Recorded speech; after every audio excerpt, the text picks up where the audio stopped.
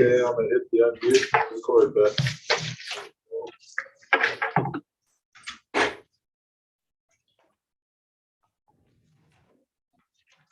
Well, good morning, everybody. Welcome to the December 13th, 2021 Albany County Commission work session with regard to ARPA funding. I'd like to call this meeting to order. Commissioner Rivera. Here. Commissioner Richardson. Here. And Commissioner Gosar also here. If you join, or stand and join me with the pledge of allegiance.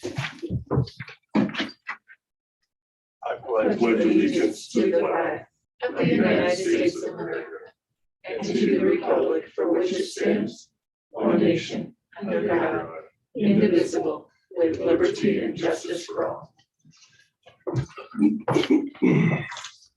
Okay, this is just the county ARPA funding, so if anybody is here for the social services, that is next week. But we'll get right underway. Sue, thank you for setting the bar so high. I don't know, did you get this? Yeah, I did. And then I have sent one to you, and thank you, Bailey, for printing out. I put into my priorities so far, and then I guess how would you guys like to go about doing this? Would you just want to go down the list, or what's your thoughts? There's a gentleman here, I think, to talk to us about a generator from the fire station. Let's let him talk so he's not waiting for the whole minute. Super. Thank you. Ken Costello, Centennial Valley Volunteer Fire Department. It was the fire that really got us going on this. And then a week ago Sunday, we had a 10-hour power outage. And we'd like to get a standby generator for our station number 1 there right by Centennial. Without that, we don't have telephone. We don't have a base station. We can't recharge our radios. The big thing in the winter, we don't have heat. And we've got about 10,000 gallons of water in trucks that is a time critical problem with a lot of potential damage. We have to open our doors manually. Some of the bigger doors, you need a couple people. We don't always have a couple people on a response there. So we'd like to get it's a 22,000 watt Generac generator be installed by Fremont Electric. And it would come on within 30 seconds of a power outage, and it would power everything in the station. The other item is our SCBA self-contained breathing apparatus bottles. We're unable to recharge those. Can't do vehicle maintenance, don't have an air compressor. It really puts us at a big disadvantage for providing emergency services. And the estimate I got last March, I think, was about 13,500. That's probably up a little bit, but not too much. Thanks, Ken. Any questions, commissioners? So I think I have that under the generator. Centennial Valley Volunteer Fire Department. Celeste Havner is the person. And then we have 14.5 listed on that. On the back sheet of what Bailey has Right. is It's in yellow, correct? It's in yellow. 1, 2, 3, 4, 5, 6 down. The 6th one down.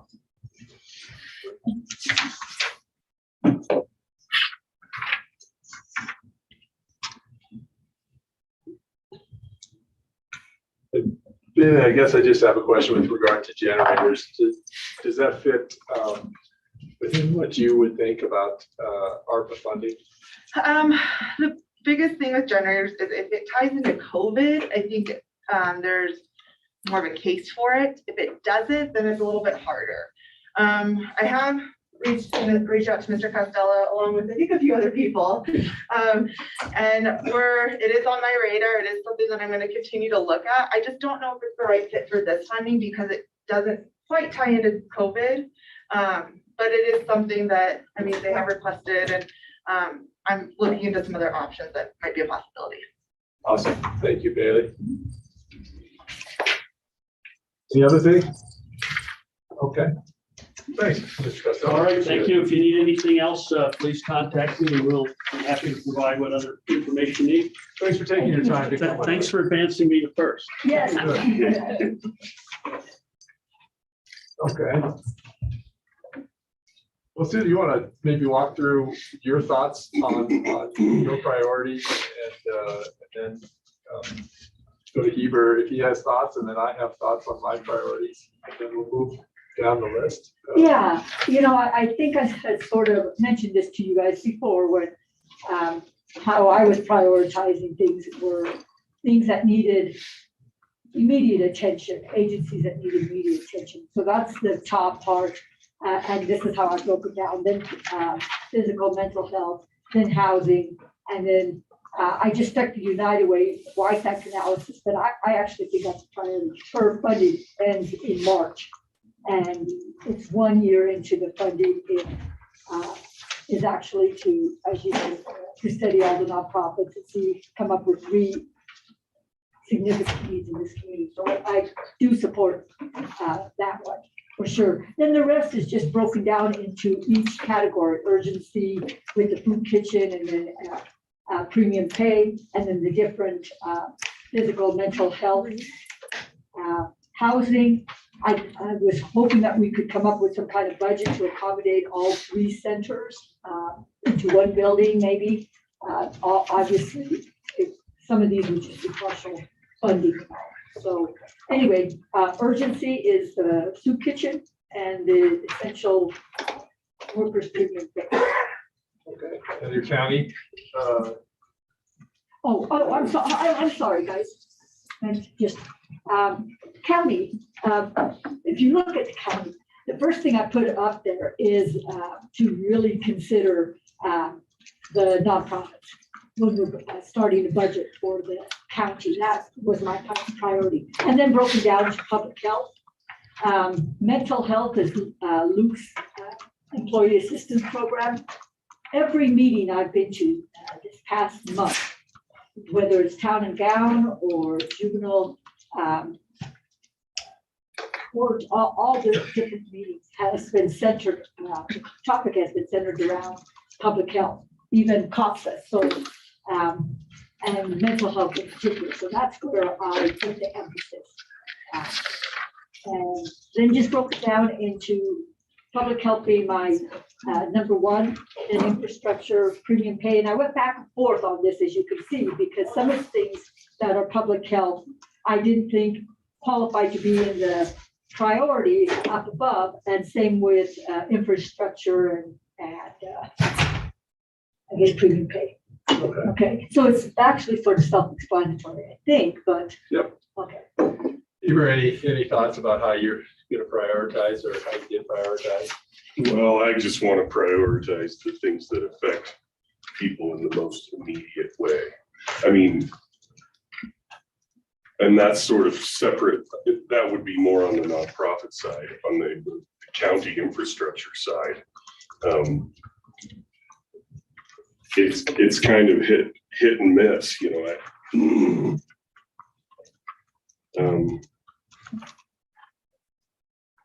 Probably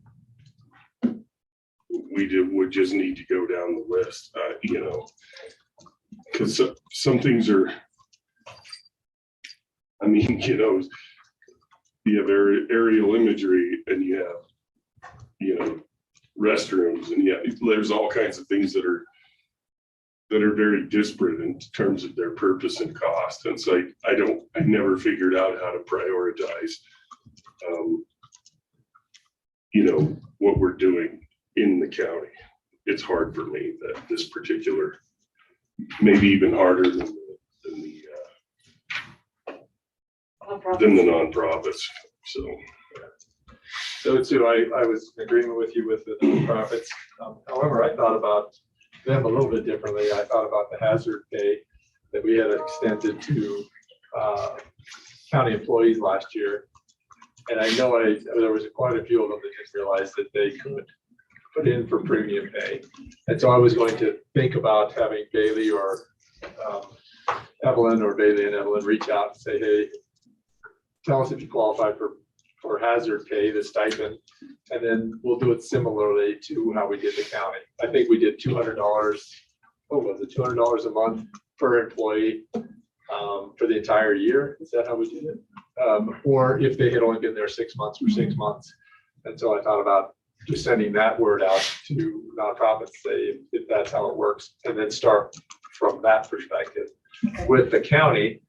And I also thought about that with drug court and with the library, doing the exact same standard 1 year hazard pay. You're shaking your head. Oh, sorry, I was talking to her about that. Okay. But I do have a comment. Sure. Regarding drug court, they did receive the same premium pay as everybody else. And just my opinion, I feel if you guys decide to do another premium pay for drug court, I think it should need to be at the whole county as well. Just because, you know, Jackie's office and Tracy's office was in here just as much as drug court was. And I mean, they had more of contact, I think, than other drug court people. So that if you are thinking that, it would just be a suggestion. You may just want to consider the whole county again for the whole. Okay, well, I didn't understand that. So that I'm not interested in that. Yeah. So there was a library. Did you guys get any premium pay like the county? No. Okay. So Rachel, I don't know if you heard that little spiel. So $200 a person per month. And for those people that were here for the last year or 8 months, if they were here for 8 months, 6 months, could you give us that, get that number to Bailey? Yeah, Or it doesn't have to do it right now. yeah, well, and let me, because that 63K I think is pretty close. Let me look at what Yes, it's 60.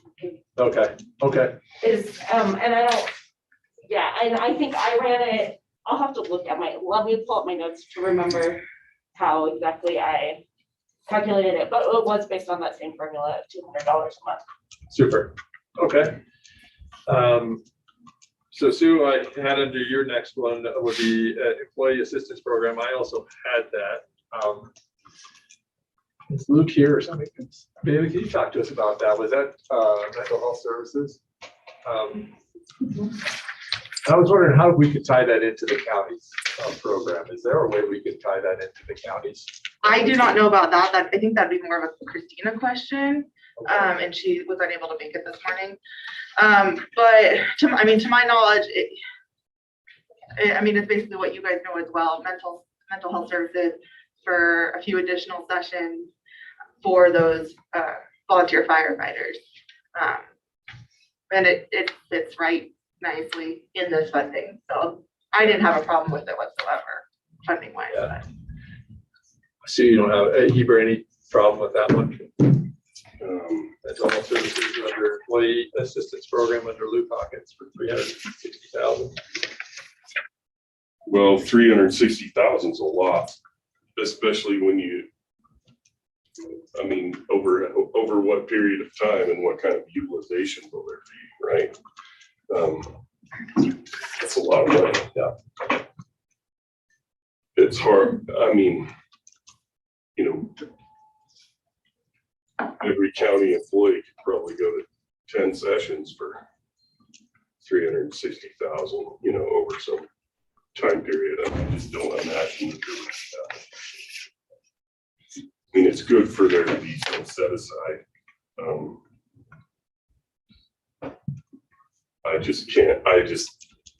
That doesn't seem like a realistic utilization number. It just doesn't. To me, I think that 60,000 is more 300 or 80,000 or something. I just can't imagine that our employees would utilize, or the new ones $60,000 worth of $80 an hour. You know what I mean? Yeah. Pete, I don't have that description of what Luke puts forth, if you have broken it down into. No, we did have it at one point. Yeah, we did. Sure, I can, I have it. Yeah, could you read what it says about that? For the mental health portion, it would allow impact to assistance for 103 volunteer firefighters, 12 sessions for 3 years of mental health treatment, counseling, therapy, etc., or immediate family members. Which is also the So it's funded for 3 years, he's asking. I'd like to see us trying to figure out if we can fold them into our plan already. Okay. And see if that would work. reduce cost. And also, we also have the infrastructure ready to go. Okay. Would that be something that we could? I can reach out to Christina and at least get her opinion on it and we Yeah. can go from there. Okay, Yeah, and if not, I'd really like to see it funded, not in its entirety, maybe a year and a half or something. But okay, obviously, there's a reason that he requested this. great. And I think we need to keep our volunteer fighters healthy in every way. Okay.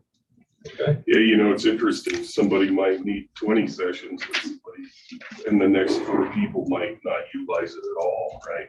I mean, at full utilization, 12 sessions for that many people is a lot. I totally believe that it should be made available. I just don't think it'll be used. There will be money left over when it's, you know, like half of the money at least left over when it's even at the end of 3 years. Or whatever. You know, that would just be overfunding it. To imagine that everyone is going to use every session that's available, I just don't think we'll get that kind of utilization. I don't think we get that kind of utilization when we do a health fair or anything. You know, there's probably some percentage, reliable percentage of utilization that we would see over and over if we were to look back. And I would guess that it would be similar as it relates to that. So I like it. I just want to make the number smaller. okay, And I think that it needs to be a third of that, 120,000 instead of 360. And I think we'd still have money left over when we're done. if we can do it at HR with our stuff, could you maybe give us an idea what that number might be? Daily. Yeah, I'll reach out to Christina Okay. and I'll see what she has to say about it. Okay, so next up, employee and vaccine incentives. Christina's not here. Yeah, could you talk to me about that one a little bit, Bailey? Do you Yeah. know? Christina called me a while ago about the vaccine incentives for county employees.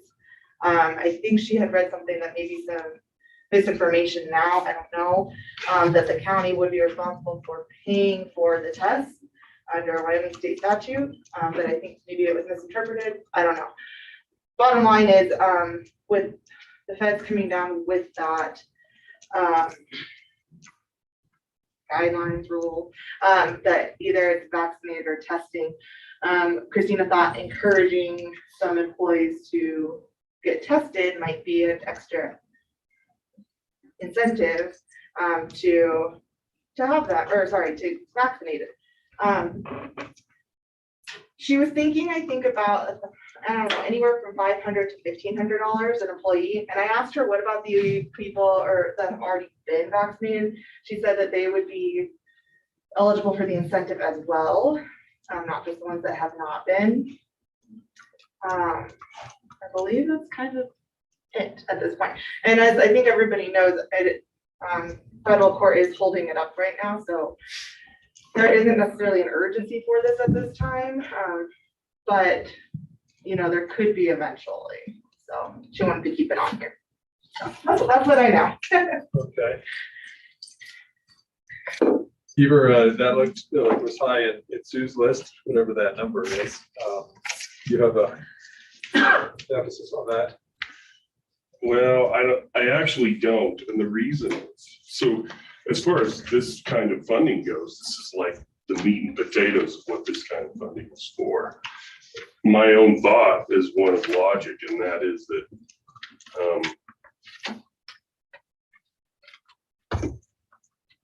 I don't think that I don't really understand why an incentive is needed for something as important or valuable as vaccine. I think people who are inclined to get it, and they don't need an incentive to do that. And I think people who aren't inclined aren't gonna, regardless of what the incentive is. So I don't really understand. I mean, I guess I get it that if, you know, it's like going to BioLife, right? If you need $500, you can go get the jab. But outside of what people would otherwise be inclined to do. And I just did find it to be kind of a strange approach to the whole issue. I think the people who are going to get vaccinated do.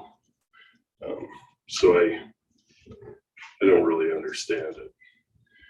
I mean, the Starbucks gift cards would be one thing, but $500 or $1,000, that's a big deal. I don't. Hey, Jennifer, I see you have your hand up. Thanks, Chairman Gosar. I just wanted to remind you that even if the federal rule does end up going through the court process and becoming effective, and testing, weekly testing is required for employees who are not vaccinated, Wyoming does have those access. Wyoming residents have access to those Vault Health tests, which are the saliva tests that are free to the residents. So it is possible that we could require unvaccinated employees, if it comes down to it, to use those tests for their weekly testing, and it would be not such a cost. Thanks, Jennifer. Remind me, we have under obligated projects, vaccine incentives, United Way in City, and we've obligated 25,000. What was that? Was to get our vaccines in our county up to 75%. Okay. So that was, you call the shots program through incentive programs and the weekly drawings. Okay. So and the city came in with 25,000, and then Patterson Memorial Hospital also had 25,000 into that. Okay, but it was COVID? Yes, it was. Yep. I'm with you on the vaccine incentives. I think it's just one of those things that people should do it, obviously. And if not, then we're gonna have a law that probably that says you're gonna have to get you're gonna have to get tested. And I think that's an important piece of this. And I think personally, you should look at it as individually, but what you're doing. You bet. This is a community health thing. Okay. You had next up virtual court supplies for 7,500. Bailey, could you just maybe give us a little reminder when we get to each one? Sorry, and you could just read it from there. You don't have to. Okay. Let's see. Kurt had requested the 4,800 to purchase 2 TVs, computers, webcams, and mounts to use within their main office and at the space over at 112 South 5th Street for virtual court. And I believe Adam has been looking into actual costs for those already. So the ARPA nexus it's about social distancing Correct. and that sort of thing. Yeah. Yeah, that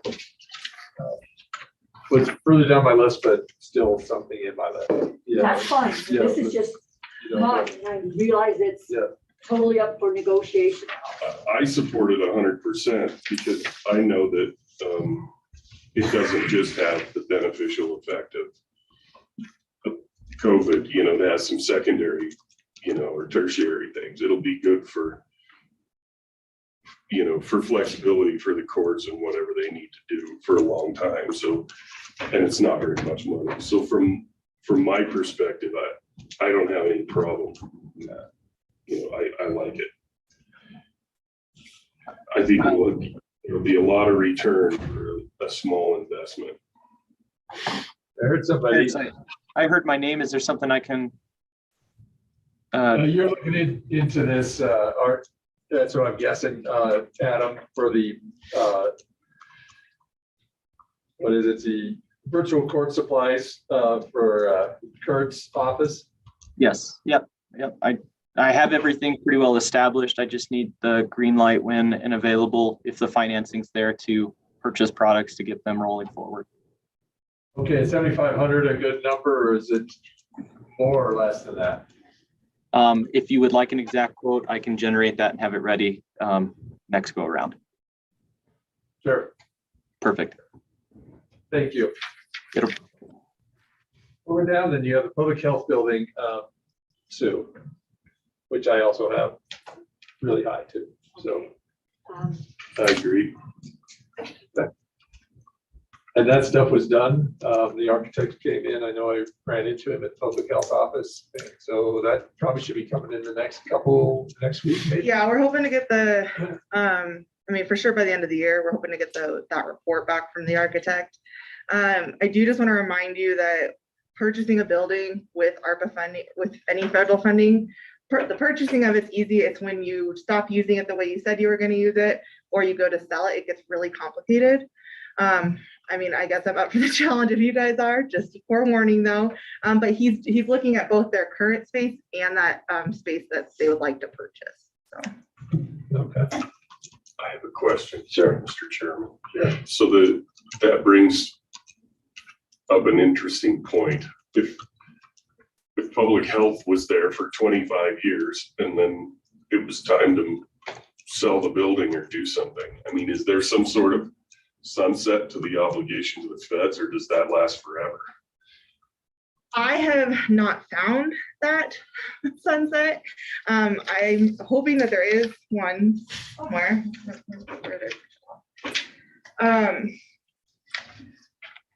But And can you imagine, you'd think that the federal government would want to have some point in time when the strings start getting clipped. Otherwise, it would just be the. well, basically, if we go to sell it, I mean, if we do something wrong with that property, they want their cut of that property. I mean, that's the bottom line. Yeah. They want us to do something wrong so they can have that cut. Out of the CFRs, which is the guidelines for any grant, it does not have a deadline of how long this goes. So as my knowledge, I think it's kind of never ending, but realistically, you would think there would have to be an end time. I just don't know what it is. And according to the CFRs that I've found so far, I don't see one in there. And I know Pete knows CFRs too, because of grants with Downtown Clinic. And are you aware of anything like that, Pete? Not that I'm aware. And I guess it'd just be messy. I mean, we went to sell it, but they did buy it, right? So that's like somebody giving you a building in the end and you go leave it, right?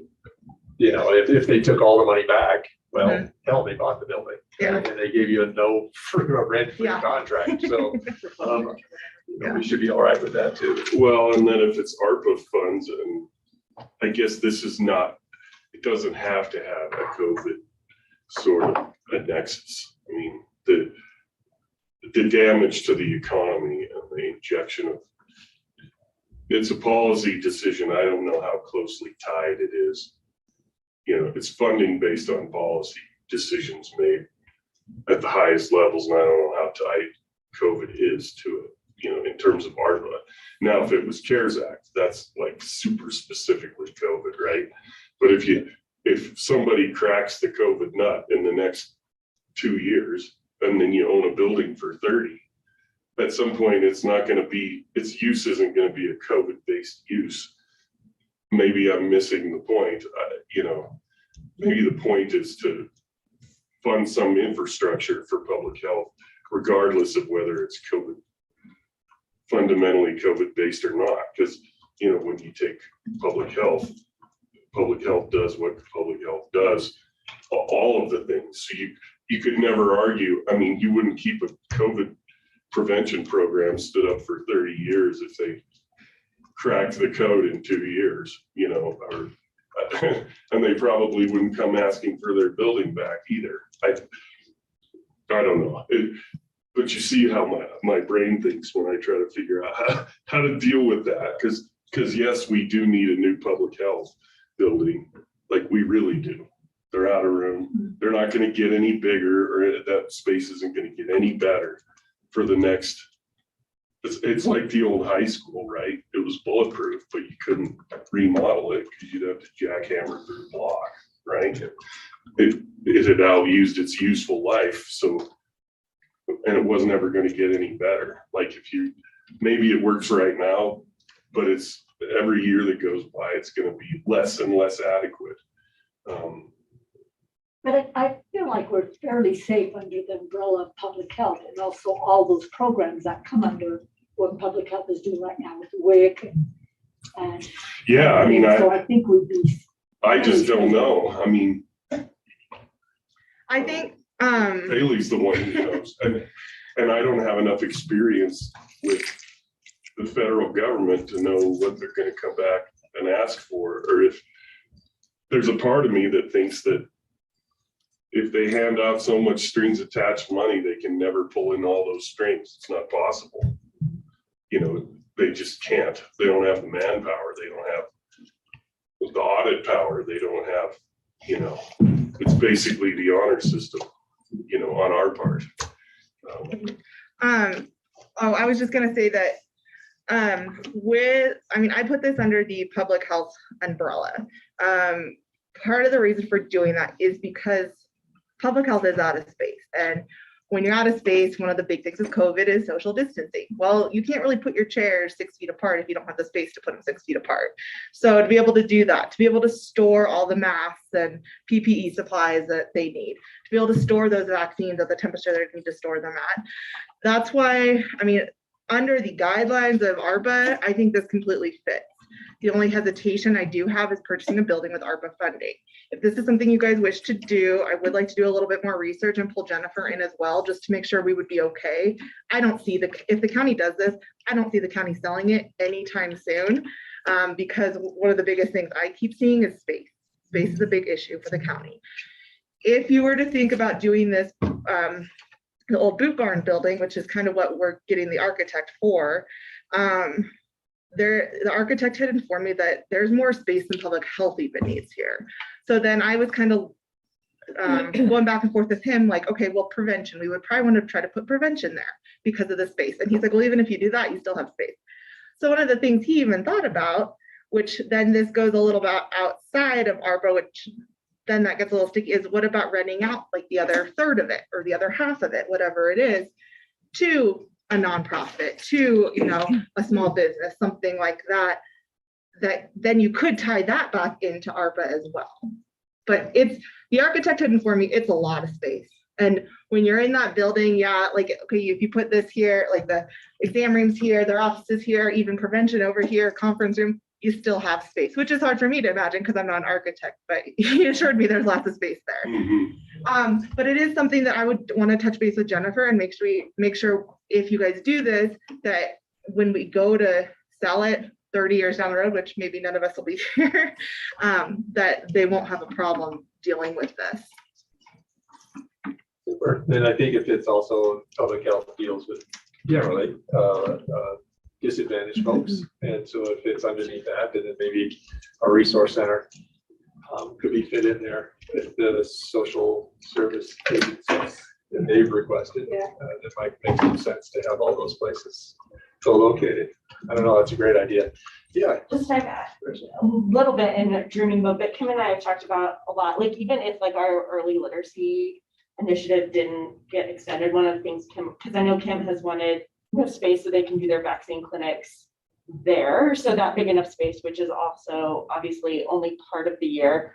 But one of the things that we've talked about is that we also are out of programming space in the library. We really can't have more than one program going on at the same time, but public health also makes sense, right? So like we've talked about whether or not we get the early development funding or not, like being able to do, if there's a large enough like space, that we would be able to do team programs over at public health, that we would be able to do early literacy events over at public health, which also creates a big tie, funding or no. So I think that would also be myself, like those big like conference room spaces, like our meeting room, really are at a premium.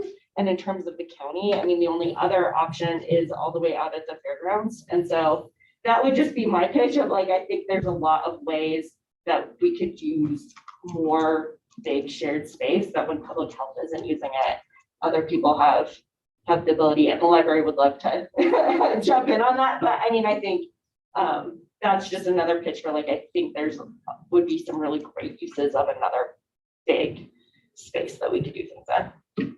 Would we be looking at the whole funding that's being requested here or partial? I think we just put in a placeholder of that amount I think probably the full funding, I'm guessing, Yeah, I to think purchase it and renovate it. the 2 million is just an estimate of what we threw in there. We'll know more after we hear back from the architect. The price of the building is $750,000 at this point, but it's been on the market a while, so there's always room for negotiation. Well, real estate appreciates over time, especially if it's taken care of properly. So, you know, in 25 or 30 years, if it had to be sold, I'm sure that there would be enough, you know, enough value in that building to deal with the consequences, you know, to the county. You can't go backwards buying real estate. You just can't. So the question is, can public health function in the space they're in? If the answer is no, then they need more space, and real estate is always a good investment. And also, you know, for the functionality of the organization and the growth of the community, probably has to happen. So after saying all the things that I've said about not knowing what streams and what's allowed and what happens if and then, I still think that because real estate appreciates, that would be a reasonable thing to do, because if at any time you have to pull the plug, you're probably ahead. And one other thing I want you guys just to be aware of, because this building is bigger, utilities are going to be more. I believe Kim was looking into it. I don't know if she had a chance to yet, but it is something that then will come up in her general budget that she will need to ask for every year. I mean, I'm not discouraging. I would love to see this happen. I just want you guys to be fully aware of what it also means. Is Kim looking into any other outdoor funding to supplement this? I don't think at this time, no. Well, there may be ways in the renovation to reduce utility costs. Well, and we're looking at possibly, so WIC only pays, is it $600 a month? At upping their rent, see if WIC can support more. If prevention goes in that building, they could pay rent. That could also help, you know, offset those utility expenses, but just so everything's out in the open. Well, and I gotta tell you, as part of you should figure out and put the energy retrofits in, just like he was suggesting. But the insulation, because you come out money ahead, right? Way ahead if you do that, right, when you're designing it or refunctioning. Well, it's expensive to add those things to a building that's already in shape. But when you have a blank slate, that's when you really need to do it, because a lot of that stuff is very inexpensive. Yeah. It's the damage you do to install it if you already have a finished space. So if that building is a shell, those things need to be put in at the outset. Because it's surprising how inexpensive they are. It's really about the cost to repair the tearing into a building, you know, when you're retrofitting something. So I think, well, and we do have places like EMA. Where is EMA right now? They're actually in the EOC, so the basement Gotcha. of Fire Station number 3. Yeah. And I believe Sheriff Applehawn's worked out a deal with the city, and so they should be good. But we're not paying rent there. But I think we're pitching in for more utilities, I think. So we were, you know, at 2020 Grand Avenue, we had some offices in there, and it could be a way to get out of those. They're both out. Yeah. So EMA is out, and then prevention I just moved out, I don't know, a week or so ago, and it's actually just in storage at Roden Bridge until we figure out who we're hiring. So Yep. It's moving permanently out to Roden Bridge. Rob. we'll just have the space in the garage. Okay, I think we beat that one up. Yeah. Enough. All right. And next down on your list, you have UV lights. I just thought it was so little Yeah. that I prioritized it. Could you tell us about UV lights? Because Yeah. I was a little bit skeptical, I have to tell you, that they actually work. You know, we have all those big robots that we bought or whatever, the UV lights, COVID days. And I'm not sure they're even being used at this point. I don't think they are. The fire district had asked for 6 of them. He says they're critical for sanitation and disinfecting of all surfaces to prevent the infection and spread of COVID. Each UV light is about $600 to $800. And do they want the handheld or do they want a machine or, because we have. Did not give me details on that, on the exact kind they want. So. I would just say that I'm inclined not to do that because we already have those tools. I think what we have is underutilized, and so we could just give them access to using the ones we already have. Okay, yeah. Chime in a little. Sure, go ahead. Who is this? This is Adam with IT. You did ask for if anyone was utilizing them. We have one of the 0R units here at 501, and we use it twice a week. And do you know how many are being used, Adam, at all? Like you guys are using them or? I know the detention center and myself are probably the two heaviest users. I think that's a main reason why you haven't seen more spread in your detention center. Yeah, I'm speaking out of turn here. It's not really my place to say, but it's my opinion. And then our office using it after we have large amounts of in and out traffic or any substance, and if anything else, twice a week. It has been helpful, and I think it's a great tool. It just comes down to the frequency to be used. And how many do you know how many we purchased of those? You know, Bailey, off the top of your head? Adam, is yours the big, tall, standing one? Do you know? It is. It's a 6-footer. I think there was like 6 of them. Yeah, we purchased 6 of them. One's at the library, one's over at public health, one's at detention, I think, and then Adam, and then I think the other 2 are still here. And we do use ours at the library. You do use yours? Yeah, we use it at least daily in all of our bathrooms. But I do know that the sheriff's office purchased a different kind. I mean, there's all sorts of different kinds of UV lights or, you know, whatever it is. So I know the detention center also has a different kind that Sheriff O'Malley purchased to like do more like in a cell. But I mean, with the price tag the fire department has on this, it's not the 6-foot ones that they're talking about. Yeah. Can we get a little more detail on that? Yeah. Please. All right.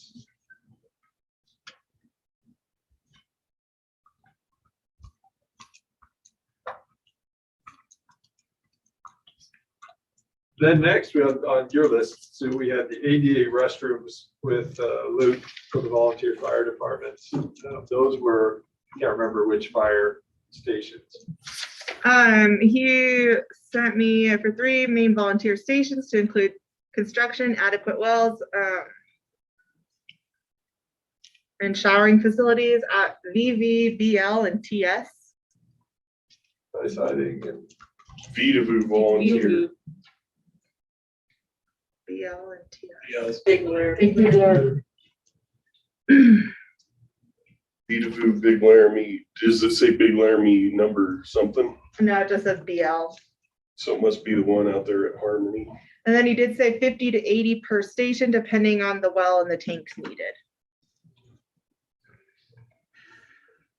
Well, that has the secondary benefit that some of those firehouses are just shells where you park equipment inside out of the weather. And so, yeah, maybe they need a bathroom with a shower where they can get all the garbage off of them before they go home or whatever. But if a well gets drilled, then they have the ability to refill their equipment, to store water and refill their equipment on the spot, which is pretty important, as opposed to running out of there. I think that they generally park them full so that they can hop in there and go straight to wherever the call is. But if they use up their water, they have to go find a creek, or, you know, they have to go find somewhere to draft water, you know, find a hydrant, whatever it is. And sometimes that can be challenging. So Haley, in your notes, you had must tie into COVID. Yeah, so I think looking at the outside of this, it's kind of iffy if it would fit for this ARPA funding. I think ways to make it fit: shower, no touch faucets, no touch toilets, the automatic toilet or the automatic paper towels, you know, just all kind of those little things that would be more, you're not touching the surfaces and be more COVID friendly. So that was my note on that. Other than that, I think it could easily be paid for under this funding. Okay. that's interesting. So if an auditor was gonna pick us apart, would they say, yeah, how about we buy you no touch toilets, no touch paper towels, no touch faucets, and no touch soap dispensers, but not the bathroom that you put them in? You know what I mean? Like, how far can that go? Yeah, well, and I think with any of this funding, one thing I keep in the back of my mind is if I can explain it in a sentence or two, it probably qualifies. If it takes more than that, it probably doesn't qualify, because the feds aren't gonna look at it that way. The auditors aren't gonna look at it that way. So I'm trying to keep it in my mind. If in a sentence or two, I can say why it qualifies for this funding, I think it's pretty solid. So. And I guess I put it high on the infrastructure because it was high on Luke's requests. Well, I have it in my prioritized projects too. It's in that 15 or whatever. I think Luke gave a fairly good pitch on the fact that right now, that's just it. They don't have any place to clean up, and then they go home carrying all this soot and whatever else they're carrying. And lots of, burning plastics and who knows what, right?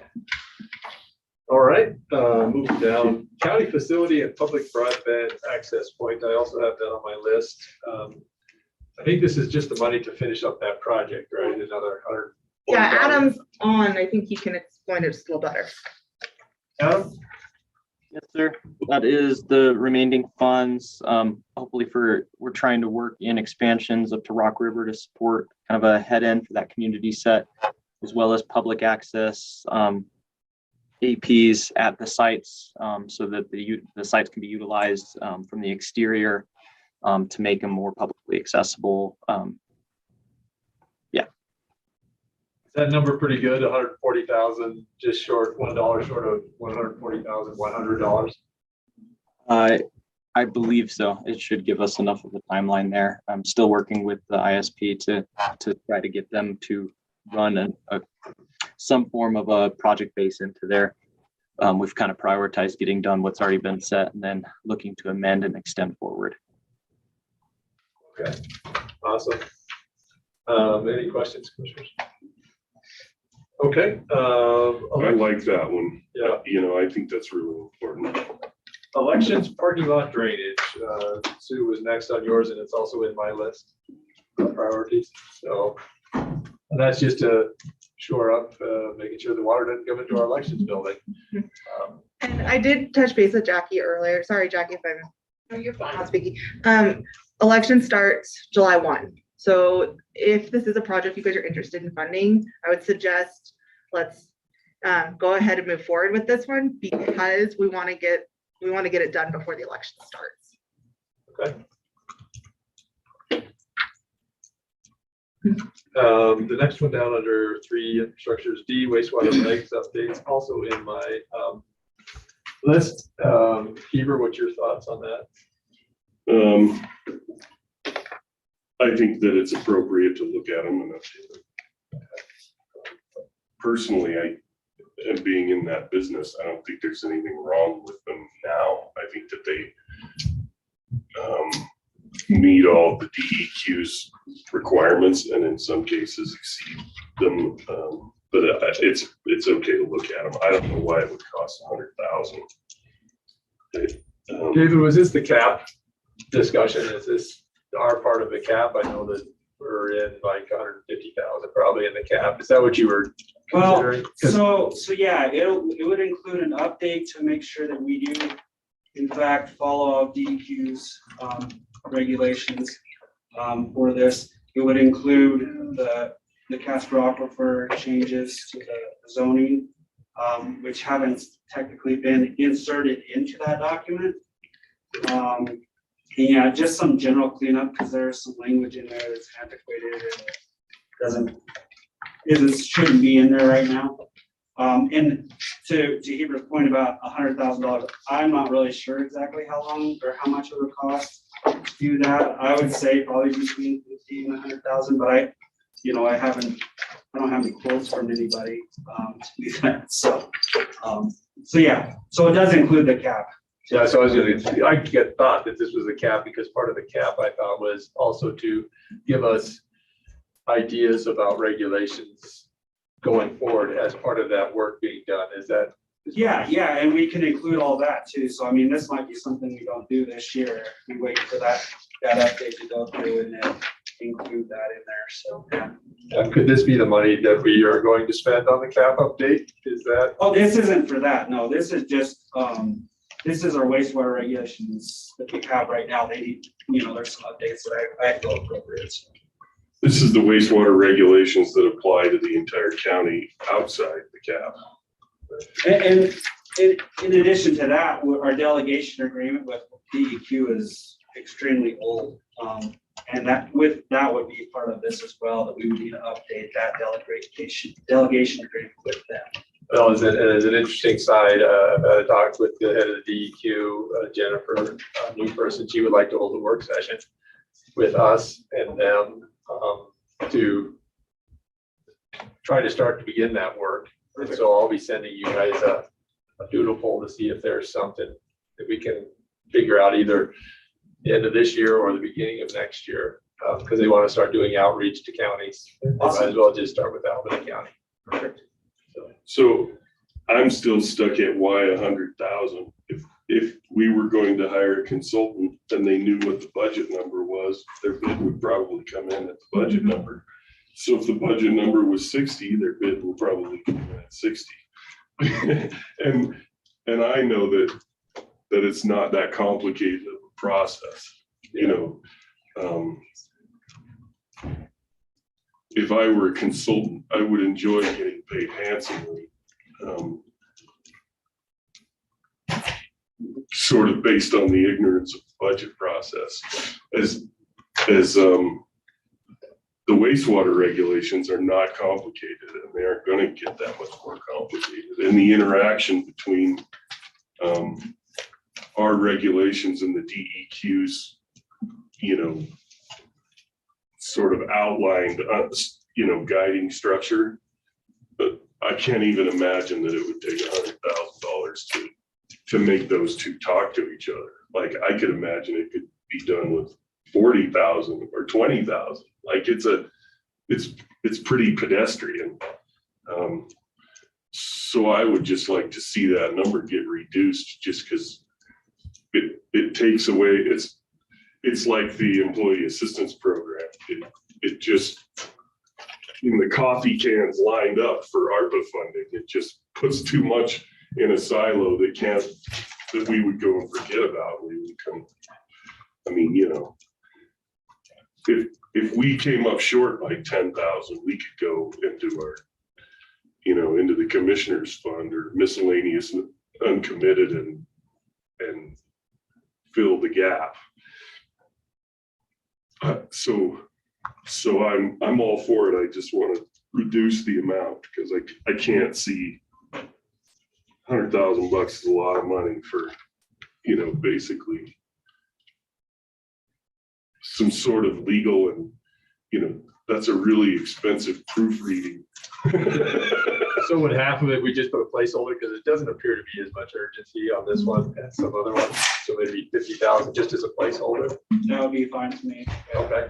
Yeah, I agree with Heber. You do put a number in there and they'll meet that number. So not knowing exactly what it would cost, it was just thrown in there. I'd like to talk to DEQ a couple of times, I think, and I think they're interested in doing it, see what happens with the cap update. And then it might end up costing us not much, right? Well, and interestingly, a fair amount of it might be able to be done between, without it, you don't necessarily have to hire a consultant when you're dealing with the DEQ. Right. Like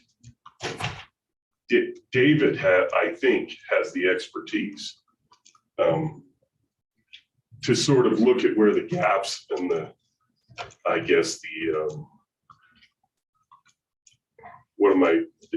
undefined or the ambiguous things that are in there to tighten them up. I don't think that it would require hiring a consultant to do. Wastewater regulations just aren't that complicated. And basically the county we only deal with residential because when you get above a certain amount of discharge, meaning commercial or industrial, it defaults to the DEQ anyway. So our oversight over wastewater is very limited and small. And the DEQ does all of the heavy lifting when it comes to bigger, more complicated things like, mountain cement, right?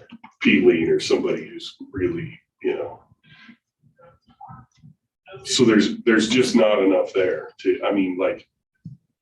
that could be zero and we could get that done just between our own staff and the DEQ. That'd be great. Yeah, and that's why I kind of want to put it off because I want to see what happens. Because there's a new director at the DEQ and their discussions in-house before I reached out to them was we need to get out and start talking to counties and helping them with this work. And I agree with them. That would be super helpful. All right.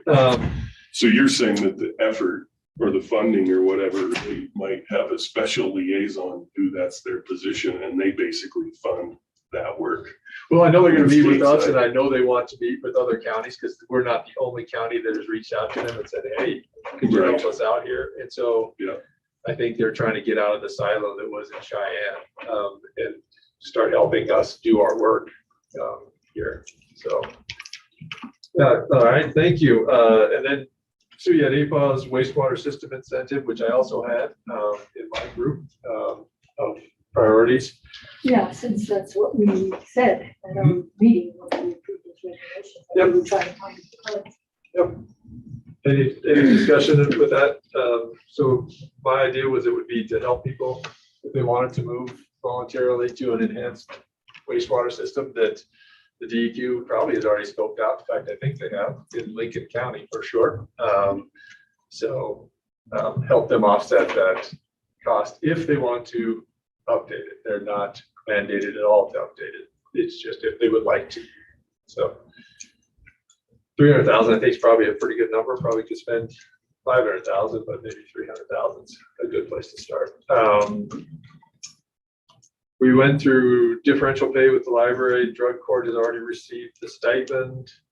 Aerial imagery. Sue, you had it. And that's the fly. And Chelsea's here. Could you just tell us a little bit about it again? Remind us, Chelsea. Yes, so the quote that I had asked for was to fly over the entire county to get the 360 oblique imagery. And it would be 3 flights over 6 years. The first flight would be in the fall of 2022. Along with this, it would come with 125 licenses so that we could share it amongst county departments and city departments. Because it is very useful for many different agencies. Another benefit that would come with that is that if there's a natural disaster, they would come back and fly over that area for us for free so that we could see what that damage would looks like present day. Also today, so the state right now, we have that oblique imagery for the city and like the 5 Mile Donut, Centennial and Rock River. I think, yes, Rock River. The state is actually meeting with Eagle View today and going over the budget to see if they can get that approved to do that again for the fall of 2022. So if that gets approved, then that cost would be removed from our estimate. And so Chelsea, do you know if they need 3 flights to get it, the 360 view, or will they all get it in 1 flight? And then the second and third flight are just to update the images? Correct. So they would get it all in 1 flight, but the 3 flights is to get new imagery every 2 years. Okay. And I have a little problem with just the imagery every 2 years. That seems like a bit much. I can't imagine much is changing in 2 It does. years. It does? It does, I promise, yeah. Commissioners? I put it here because I thought at least 1 flight would be great. And it's, as Chelsea has explained to us, both times she presented, that this can be used by more than just assessment officers. There'd be a lot of good sharing there, even public, even law enforcement, fire. Adam, I don't know if you're up, but to the police Commissioner car, Gosar, what can I answer for you? yeah, so do the deputies have the ability to pull up that imagery? Do they have the hardware in their cars to be able to use that, or should we spend money on that so that this is a useful thing? The Eagle View orthos were shared with the city for implementation on their end. As to if it made it into their essentially their patrol applications, I'm not totally aware. My understanding and was that it was going that direction, and that's what they were going to use it for as a portion, and to be able to pull those orthos when necessary. It just came down, I think, to space and a couple other constraints on the city side. But we have openly shared the orthos with any agency that's been interested. Fire, 911, so on and so forth. So you think if we had this, that the sheriff's vehicles would be able to access this information on the go, or is that too much data? No, they imported into their mobiles application, and then from there it's usable by dispatch and all deputies, city and county. I liked it. In my time as a commissioner, there have been some of these discussions at the County Commissioners Association, and the assessors, WASCOP, which is, the sheriffs and police. Everyone likes imaging. It helps them a great deal. And it makes it so road and bridge departments, there's all kinds of ways to use it. It's endless, and there's ways to use it multidisciplinary or interdisciplinary, like when you're our GIS, Alan used to do some really great things with the Forest Service and the BLM when there were fires and things like that. And you have people coming from everywhere who don't know our roads. And when they are able to see where they can go and where they can't go, it helps them stay safer and strategize better and coordinate resources better. It seems expensive. And what's interesting actually is that the flying is not that expensive. What the cost is the processing of the data, because you have this aircraft with a whole bunch of cameras at all kinds of different angles. And basically, it's like Google Earth. When they get back and they munch it, they have to make all the edges come together, so that you can do the 360 view. So it's the data processing that's expensive. Years ago, and they do it every some number of years, and Chelsea might know something about this. I think that the feds do something called the NAIP, the National Ag Inventory flights, and basically they're looking at irrigated land versus not irrigated land. It's an ag land inventory and they fly all the states, and it seems like some counties hopped on to, paid a little bit extra when they did the National Ag Inventory Program flights, to get higher resolution imagery. If you want to pay for the flight and the data gathering and data processing, it's expensive, but if you piggyback onto somebody else, then you only have to pay a fraction of it. And as I remember, they were going from, NAIP imagery was like 3-foot resolution, and it cut it in half, like 18-inch resolution, which is pretty high resolution. You can see a manhole with it, in the middle of the street. So, and I'm gonna guess, this was 5 or 6 years ago, so I'm gonna guess that now the cameras are better, the data processing is better. This is getting to be like military grade, like you can tell which edges of the building have gutters on them and which edges don't.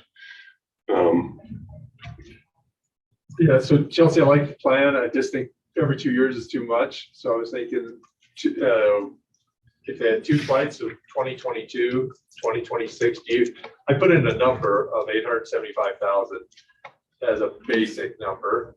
Do you have that number if there were 2 flights? So for the 3 flights, we were getting a discount. Okay, yeah, I just doubled. Definitely reach out to my rep.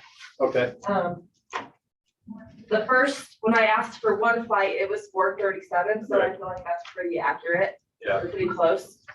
And as I stated before, if the state funding goes through, then that would even be lower, so. yeah. Could you give us a number for 2 flights also, and then we'd have the full complement of 1, 2, and 3? But it is a priority for me, and it seems like a priority for you and a priority for you. I want to fund it in some way. Every 2 years could be a little bit aggressive. I do have a question. Why is that what's offered? I could totally see that for, the Phoenix suburbs, right? But I don't know about Albany County. We don't grow like that. It is pretty standard. The one thing, and I could probably answer that a little bit better after this first flight, because one of the things that comes with this is called a program called Change Finder. And so it will flag all of the accounts that have changed since the last time they flew to the new time that they've flown. When we got this state imagery, they applied the 2015 NAIP imagery that you were talking about through this Change Finder program, and we gained over $1 million in value. That was also over a 5-year period. So the 2 years may be a little aggressive. I don't know. To be honest, I think there's probably a lot of stuff up in the northern part of the county that we aren't aware of. This will help us track that down. With construction costs and everything being as high as they are, I don't know how fast building wise things change as far as land and roads and things like that. That would be a better question. Can a tool like this shorten the cycle of, because I think you try to do a 5-year complete cycle to, on assessments. Can a tool like this shorten the cycle time to get through the entire inventory of the county? Yeah, so we're required to review every property in the county every 6 years. It is in statute that we can use this oblique imagery to count towards that review cycle. So I could have just my staff out there reviewing new construction and then doing neighborhood reviews inside year round instead of our 4 or 5 months we get a year due to weather. Okay, And just so you guys know, I did talk with Jennifer Curran about sole sourcing. Yeah. This does qualify for that because It's legal view, right? they are the only ones that do A, B, C, whatever it is. Jennifer and I confirmed that. Well, Jennifer confirmed over the weekend. okay, that's to be a question too. Thank you for. Next up on Sue's list is B, interview room, audio visual. I'm guessing that's in the detention center. Sheriff Applehunt or Adam, Oh, Sheriff, please. Yes, this is for our interview room here over at the sheriff's office. So we wanted to update that with newer technology, basically to be able to sync up with the existing tech that we already have. And so the way our body cameras work is when we record an incident on there, it automatically uploads to a system that we're able to share with our either ourselves, witnesses, both prosecution and defense, the court system. It's a really slick system that we have.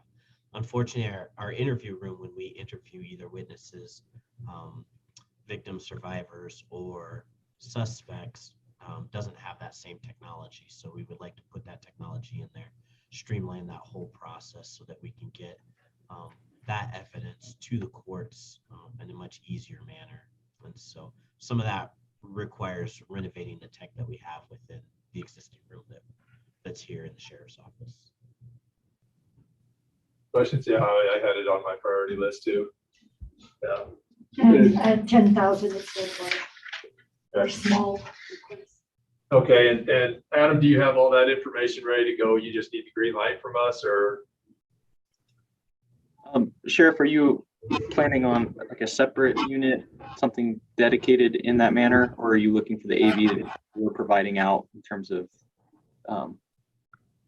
team, so on and so forth? It would be a separate unit to be installed within that room through Axon.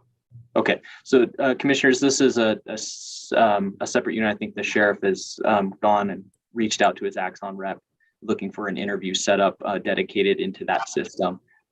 So I wouldn't have any information on that at this time, but we do know the rest of it at least. Need for review, we can, but that's the most I have at this time. Okay, and Sheriff, is it 10,000 or slightly under, slightly over? Is that a good number? It'll be slightly under. Okay, cool. Thank you. Appreciate it. Next up, the water fountains at the library and the courthouse.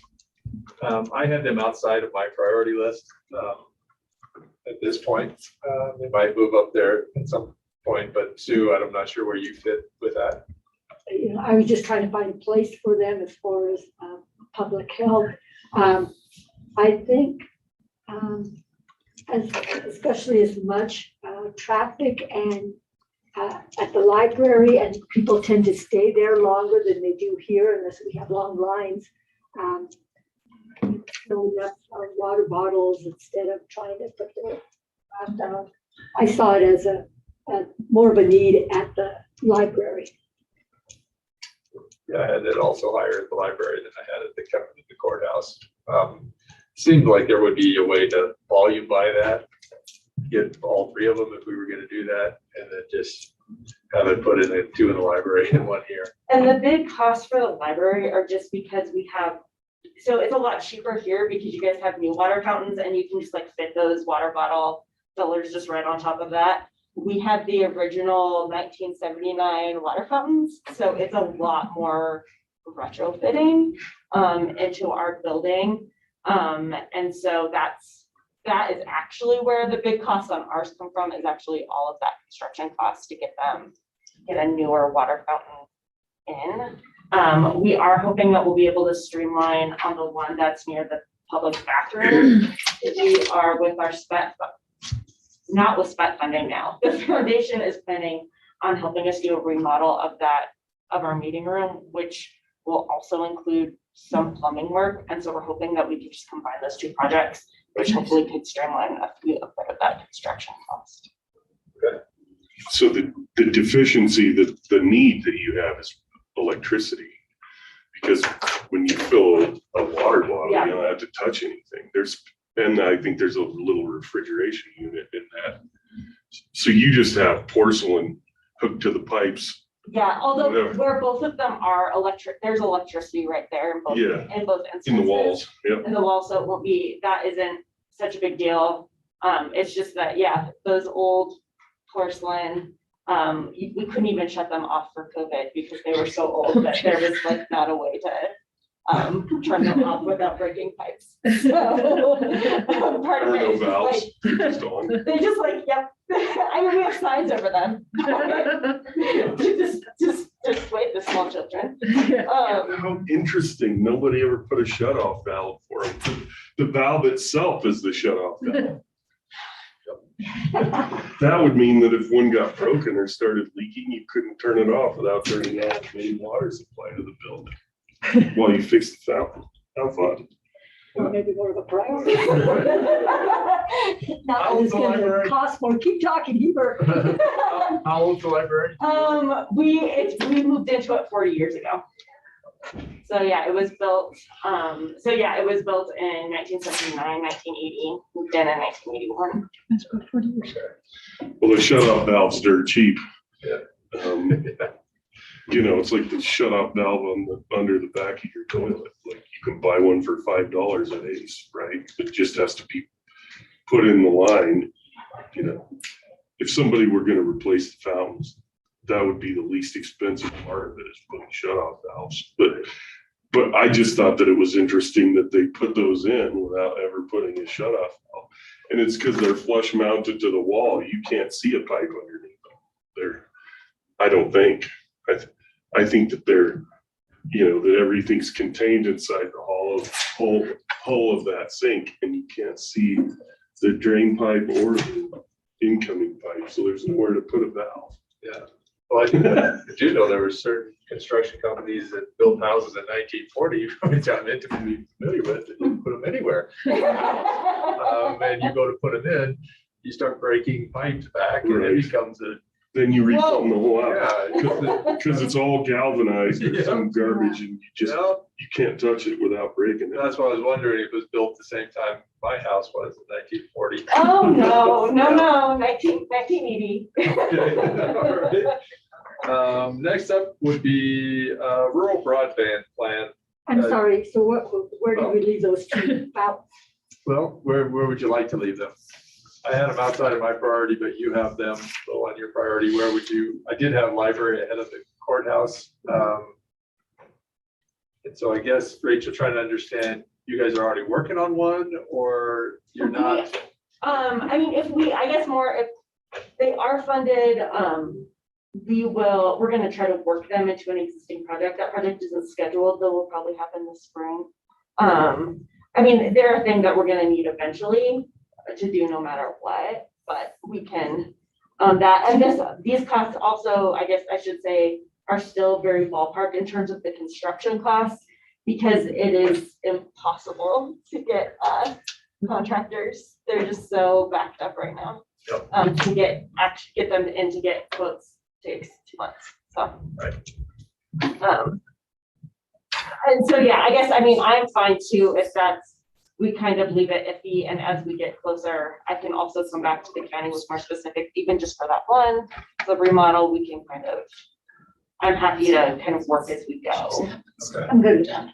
Okay. So I like the water fountains project. I think it's Yeah.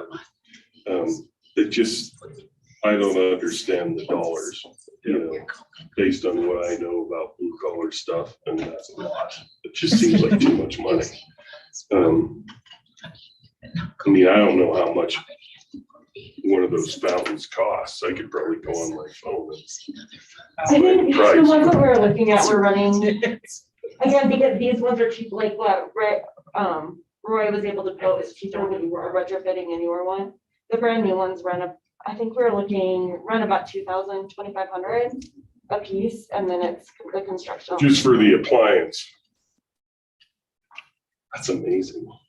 That's an ADA thing. That's like, imagine the plumbing fixtures you could put in your house for $2,500 rather than just hang a little stainless steel box on the wall. It's all about ADA. It's like an Air Force toilet seat. Can I ask a question? Sure. Rachel, does this have to do with the spent money that you have for the improvements that you're making at the library? On this other part of what you're getting? The meeting room is actually now the foundation is gonna do that project for us. Okay. So it won't be within that spent money. Okay. restrictions for supplanting, Bailey?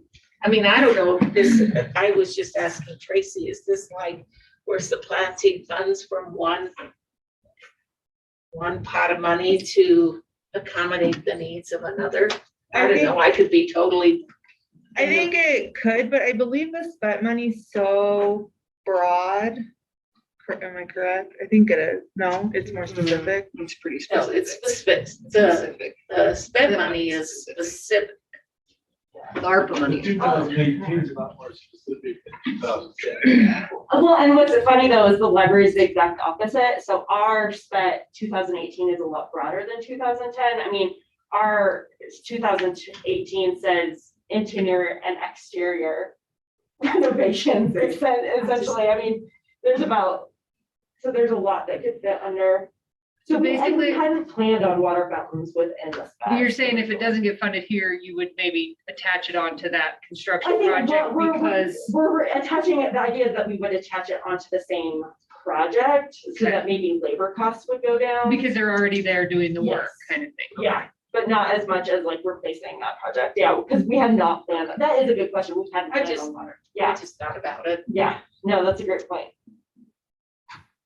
Okay, Sue, any clearer? Yeah, thank you. Okay. Down to infrastructure A, 6, rural broadband plan. This was David kind of throwing something out there. If I remember, have you gotten a little bit further along the line than just that brainstorm idea, David? You know what, I haven't really dug into this one very far. I mean, it would just be, I think I explained it, looking at the areas in the county where we're lacking broadband. Do a plan to see how we can prioritize getting, broadband to these areas where they're lacking. I know that Adam had talked to me a little bit. I think he knows a little bit about some of this stuff. So if we did do some type of plan, I think IT would be involved with that and help us with that. I know they've done some broadband planning in the city, and I think they might have looked outside the city of Laramie a little bit, but I doubt it goes rural, farther rural than where we're looking at. So this will be an expansion of what they have done already in that area. But I mean, if this is one of your priorities, I can take some more time and look at that, but like I said, I haven't really looked more into it. So. Adam, anything to add to that if you're paying attention? Yep, I'm still here. Sorry, guys, just working on the side here with his name. Happy to offer up any of our expertise or assistance, or put maybe some contacts and players together at the same table to start working on an initiative there. I think at the bones of ARPA, this is one of the things that they really want to see. And so I think it'd be beneficial, especially if you're looking for projects to reach out into the rural set communities, Rock River, Centennial, so on and so forth. Seems like the 150,000 would do a plan, but then what are we talking beyond the plan? Do you have any sense of it? I was guessing you're adding another 0 to that number to do anything meaningful with broadband in the communities. Is that a reasonable guess? Is that just way too low? Do you have any thought on that at all, Adam? I think a plan gives, what it gives you is a base block and a cornerstone for a lot of the providers in the area to start focusing work and to bring that key player incentive into this area.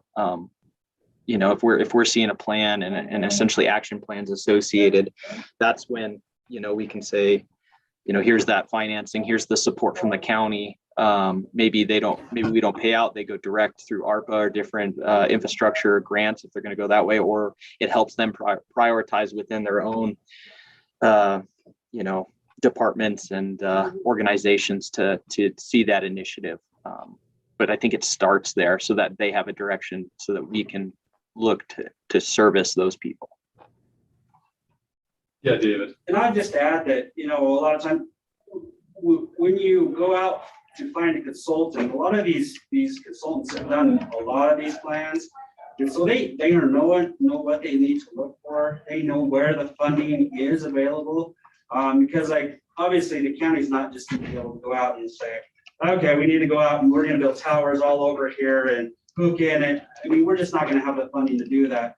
That's why we prioritize, and then we'll know where the funding resources are, because there, I mean, I'm guessing there is funding resources to, do the brick and mortar type stuff that has to happen so that our communities, the rural areas have this opportunity. So this is just like, this is the plan, right? This is the action steps that we need to take. But I think it's the best step to take first before you just start throwing money at something and not knowing. Yeah, and I have seen some, I've sent to both Bailey and Adam, and they're probably tired of me sending it to them, but it's a USDA rural broadband plan. It doesn't work for Laramie itself, but it does work for places under 20,000. Yeah, so, I mean, there's potential for like Centennial to qualify, or Rock River to qualify, but Albany County as a whole does not qualify, so we would have to work closely with them and figure more of those out. But I mean, I think a plan would be great to have to decide, okay, what do you guys want to try to move forward with? I mean, Business Council has some funding out there. They did a competitive application process. But I don't know how long their funding is going to be for, or where it's streaming down from, actually. But I think, some of the things with grants just in general is you need to have a plan before you go in for the application. And I think if you have that plan, and if this is something you guys in the future are even thinking of, this would be a good thing to have in the county, the plan is the first place to start. And if ARPA is going to pay for the plan, you might want to take advantage of it, because then it does set us up for a better application. But you're saying otherwise, small communities like Rock River and Centennial can be pulled out of the entire look or the umbrella of Albany County. And yeah, qualify. they would be able to qualify from the brief things that I've read of you, because as soon as I see the 20,000, I'm like, well, Albany County's automatically out. They could be eligible for these. I just don't know for certain at this point. One of the most important investments that can be made is broadband, in terms of public safety, education, business, and it's relatively cheap, we could flow towards broadband all over this county cheaper than we could fix 5 miles of Highway 30.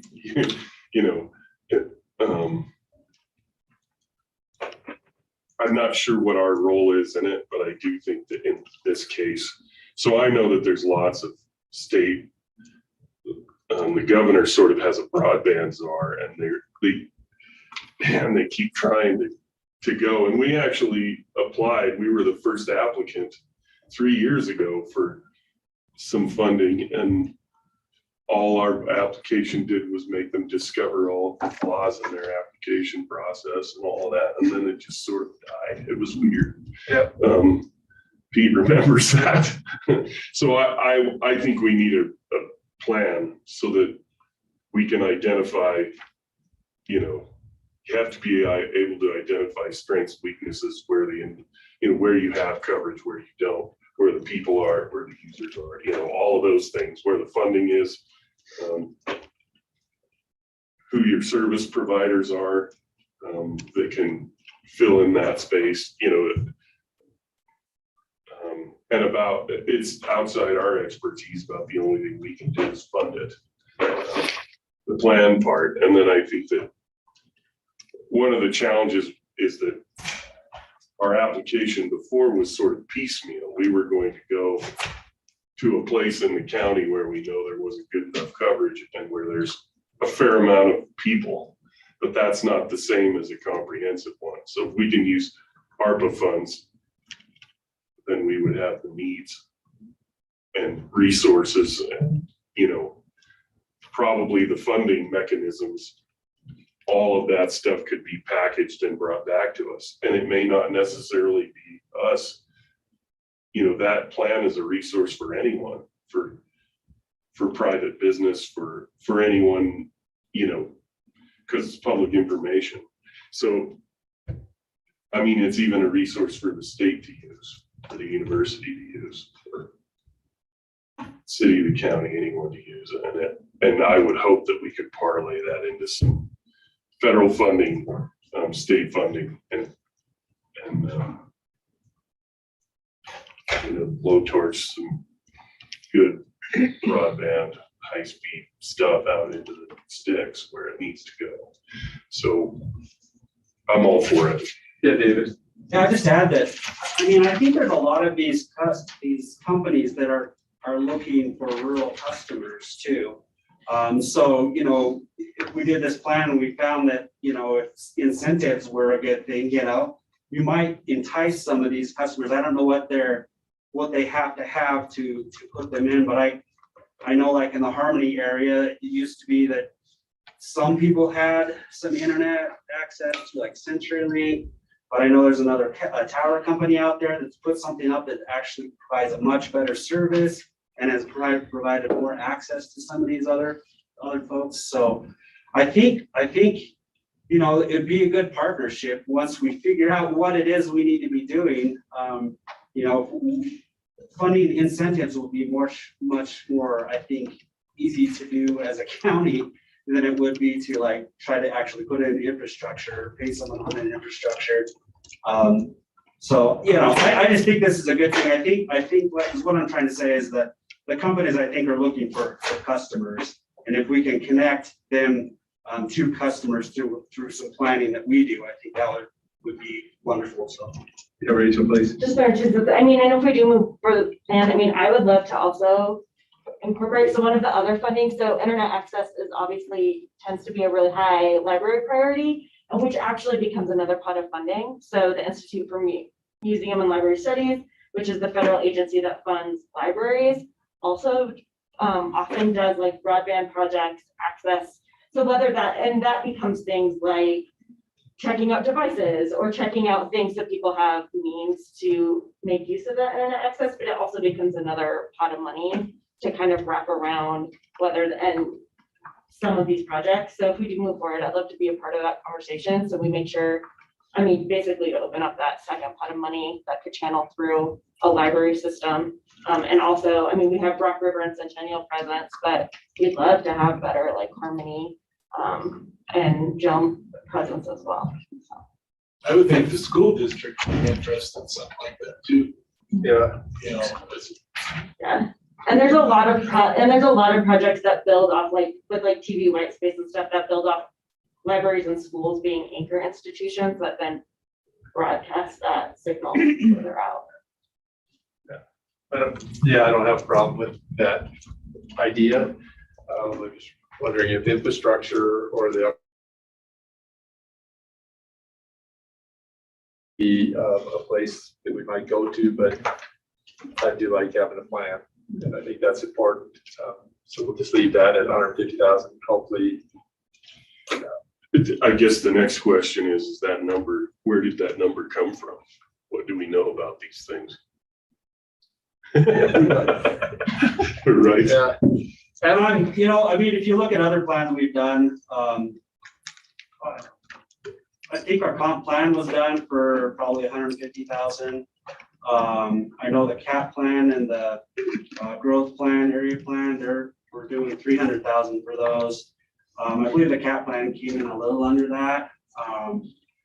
But where this is specific and kind of specialized, I think it's a good estimate for pulling it out of the sky, but what I'll do is I'll check see if there's any other counties in Wyoming that have done these plans and see what they cost them.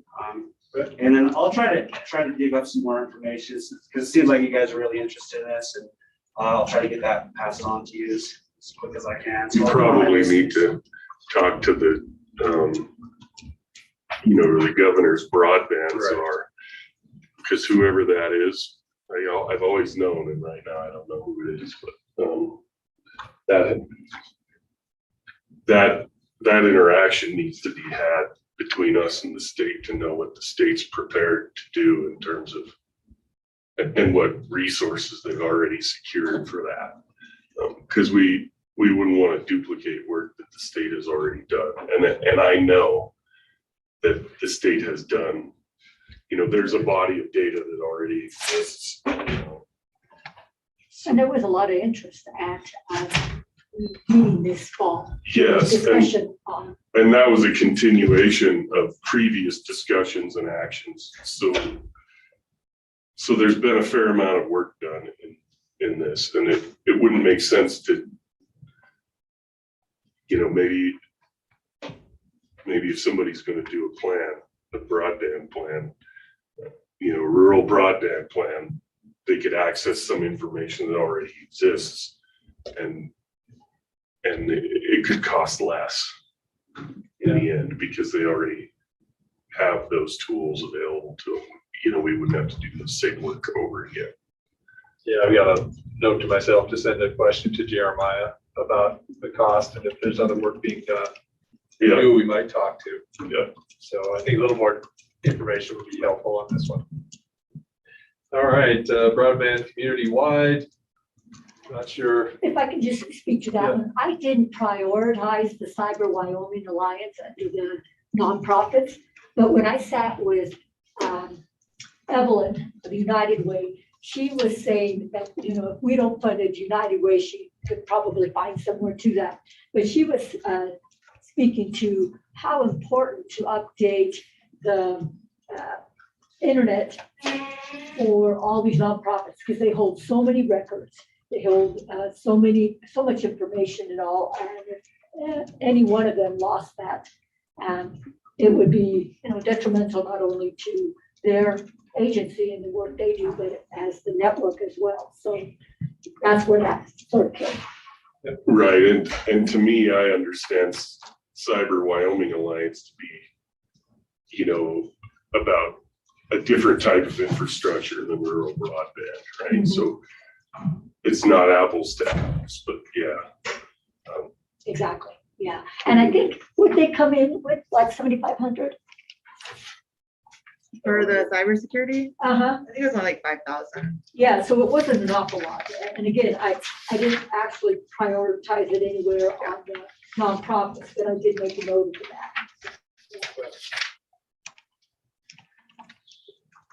So I guess I don't know where, do we want to put this under the nonprofit work? Because having done this to my facility, it's not going to cost 5,000 for all of them. It's, we had to upgrade all of the switches and hubs and routers.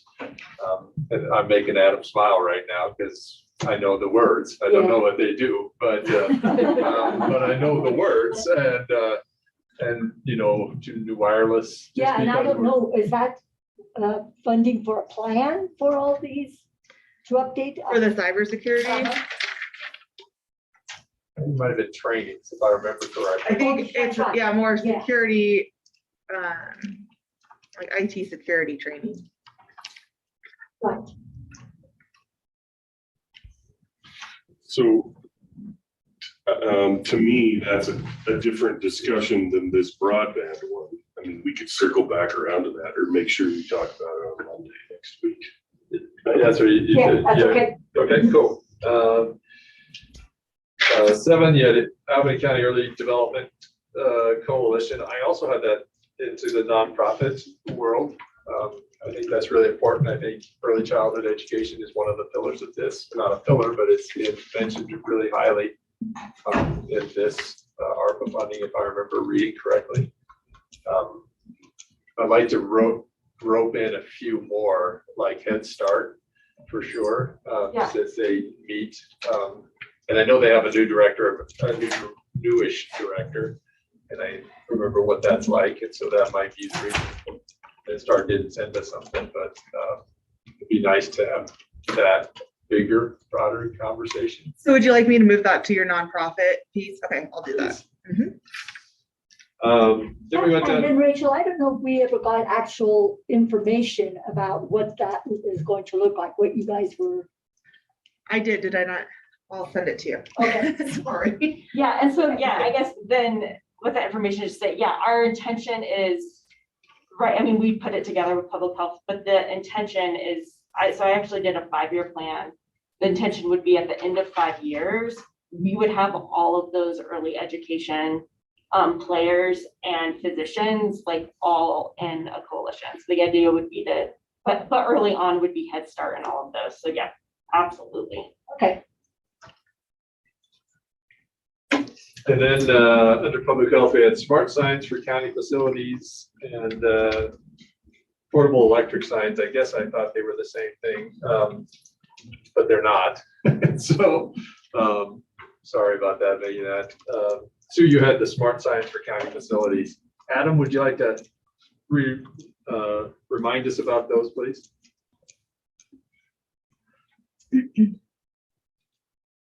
How about Smart signs are the tombstone signs that, that are out in front, of a building that. Sorry, I was just getting off a call there. What can I elaborate on? the smart signs for 30,000?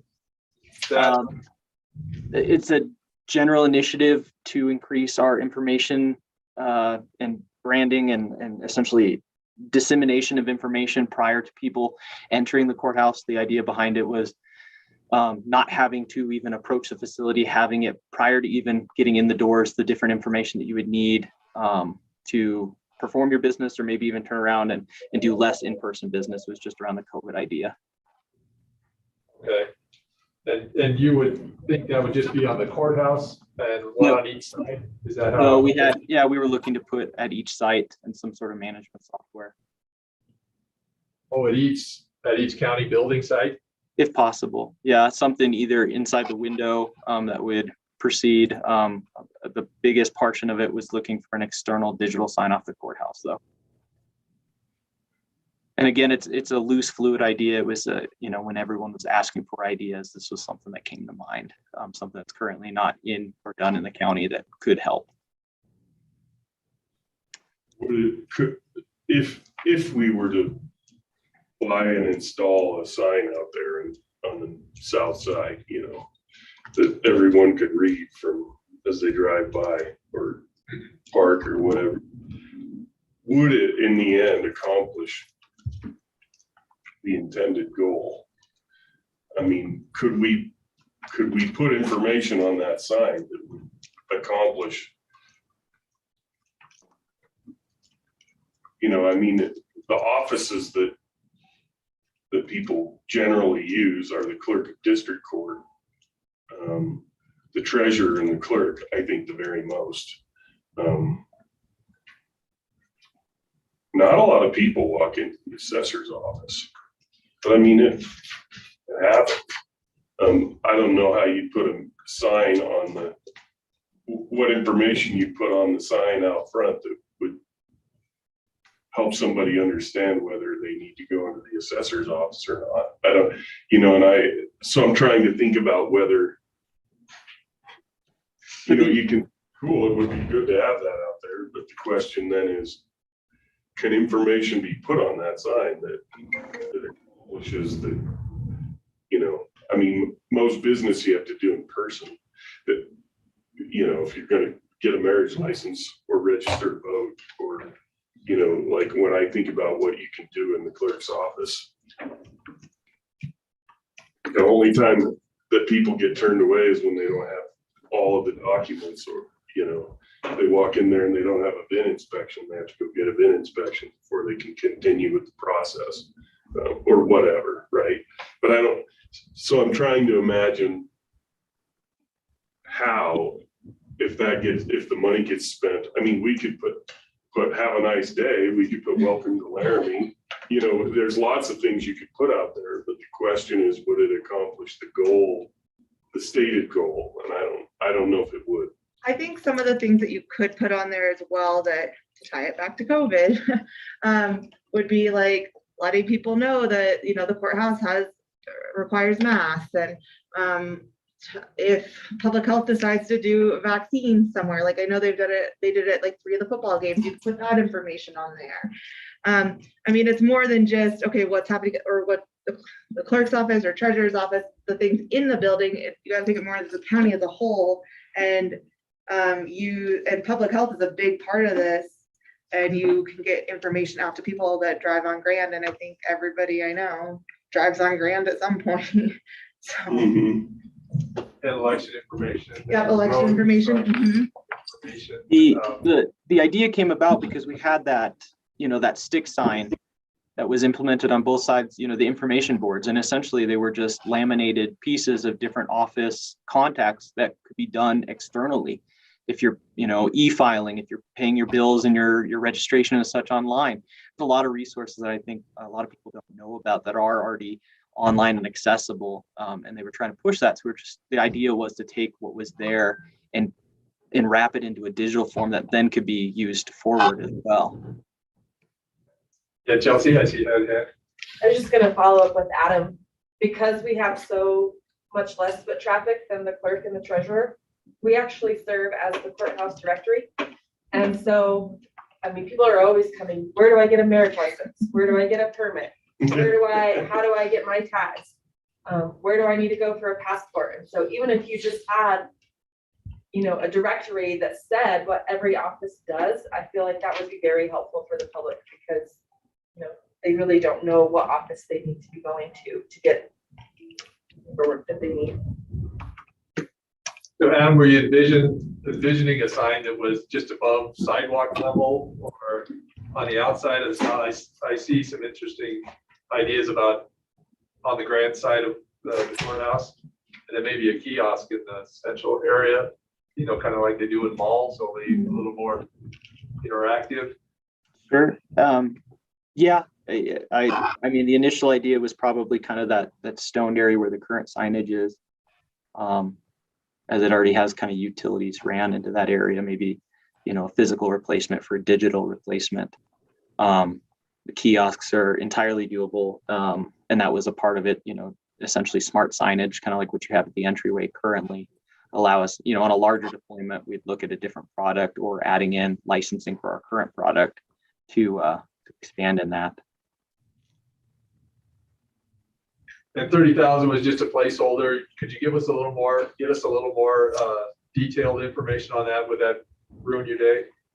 No, that's fine. I mean, if I certainly happy to see the project go forward, I can write up, essentially proposed device placement as well as utilization and a more accurate quote set for your guys. Awesome. What if we were to put a QR code on the door where you can go with your phone and then all of that information comes up right there? Here's, the county clerk is in suite number whatever, and this is the services that, right? I mean, it might be a little foreign to those of us who are aging, but the people coming along, they'd be like, oh, I'm gonna know everything that happens in this building by scanning this QR code. I'm gonna know what floor it's on and what their phone number is and their email and what things I can do without walking in versus what I have to do inside the building. Like, you know what I mean? Well, just from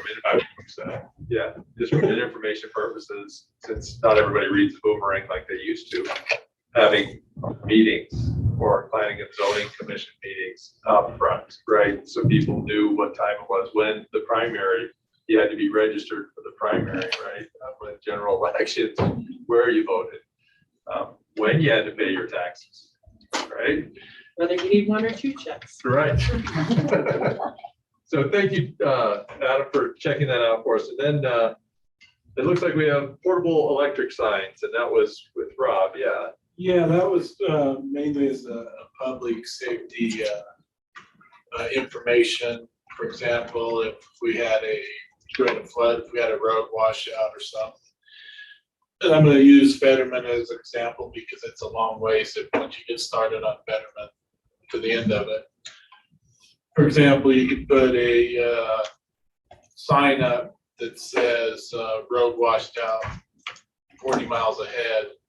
So everybody knows that it's 40 miles ahead. If I put up a road closed sign to do traffic or local traffic only, then everybody's going to drive through it anyway, and they'll get out there 40 miles and say, oh, I got to turn around. So it's more of an information sign. Or, for example, on Welsh here shortly, we will have to replace culverts. It's going to require the road to be closed for probably about 5-6 hours. we could set those signs up a week in advance, so people that use that road a lot would already have that, knowing that on Wednesday, possibility the road's gonna be closed. Where just putting up a road closed sign, they don't know what that means or when it's gonna be. And then we can also use those signs for elections, set them out on like the fairgrounds, vote here.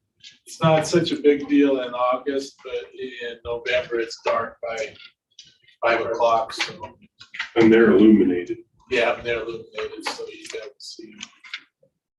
You can use it for if you're having COVID vaccinations or something. I guess they could be used for information for a bunch of different things throughout the county. I can't believe that Road and Bridge has never bought any before. You know, Yeah, and I guess you see them all over the place Right, saying all right. kinds I of think things and they're super helpful. And how we've ever not had them, I don't even I understand. think because there's becoming more and more of them, they probably get cheaper to get to. And this is more of a question for Bailey.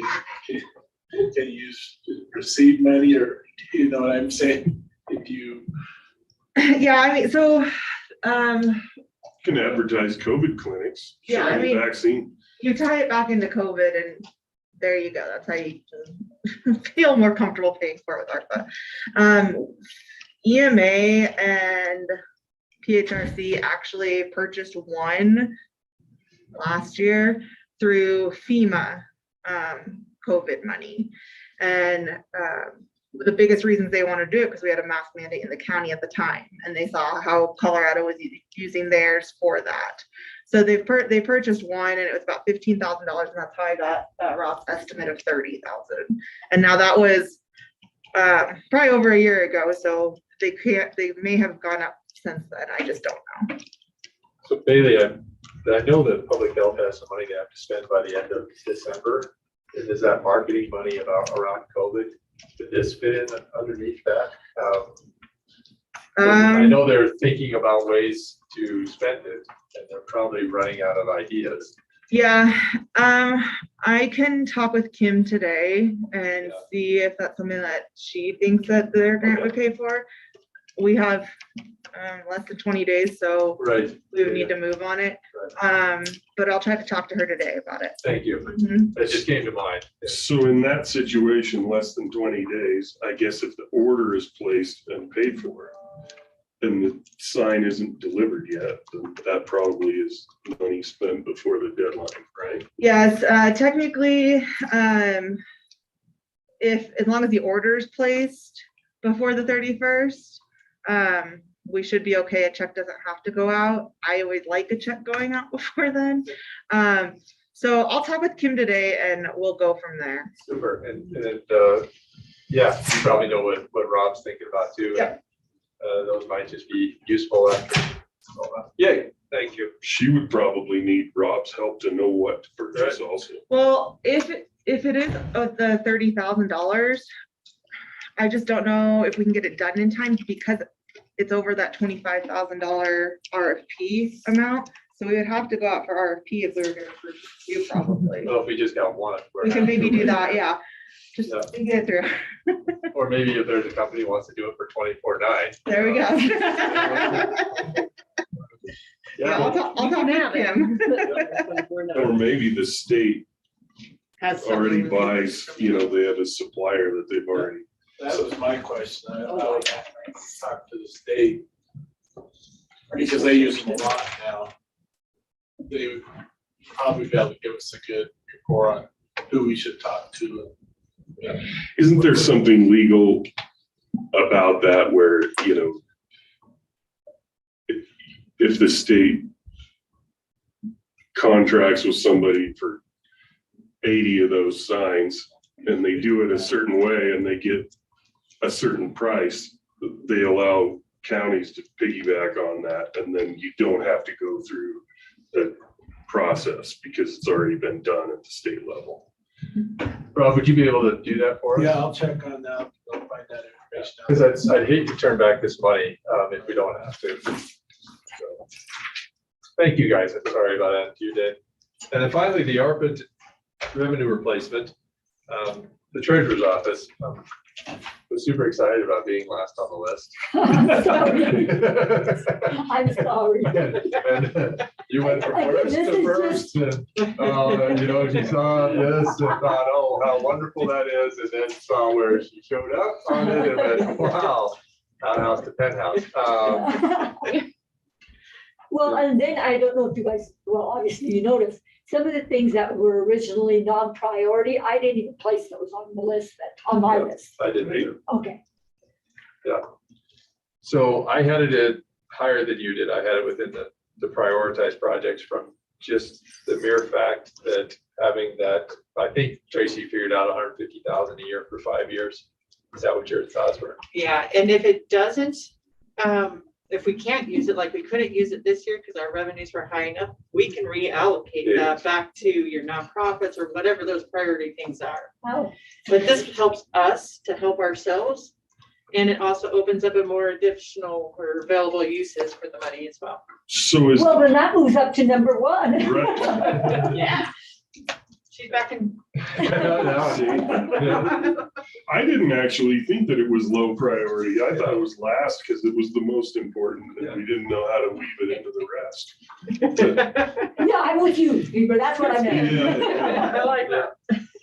So, yeah, so with everything that I have on my spreadsheet here, so some of the changes would be, I put 875 for Chelsea's at this point for 2 flights.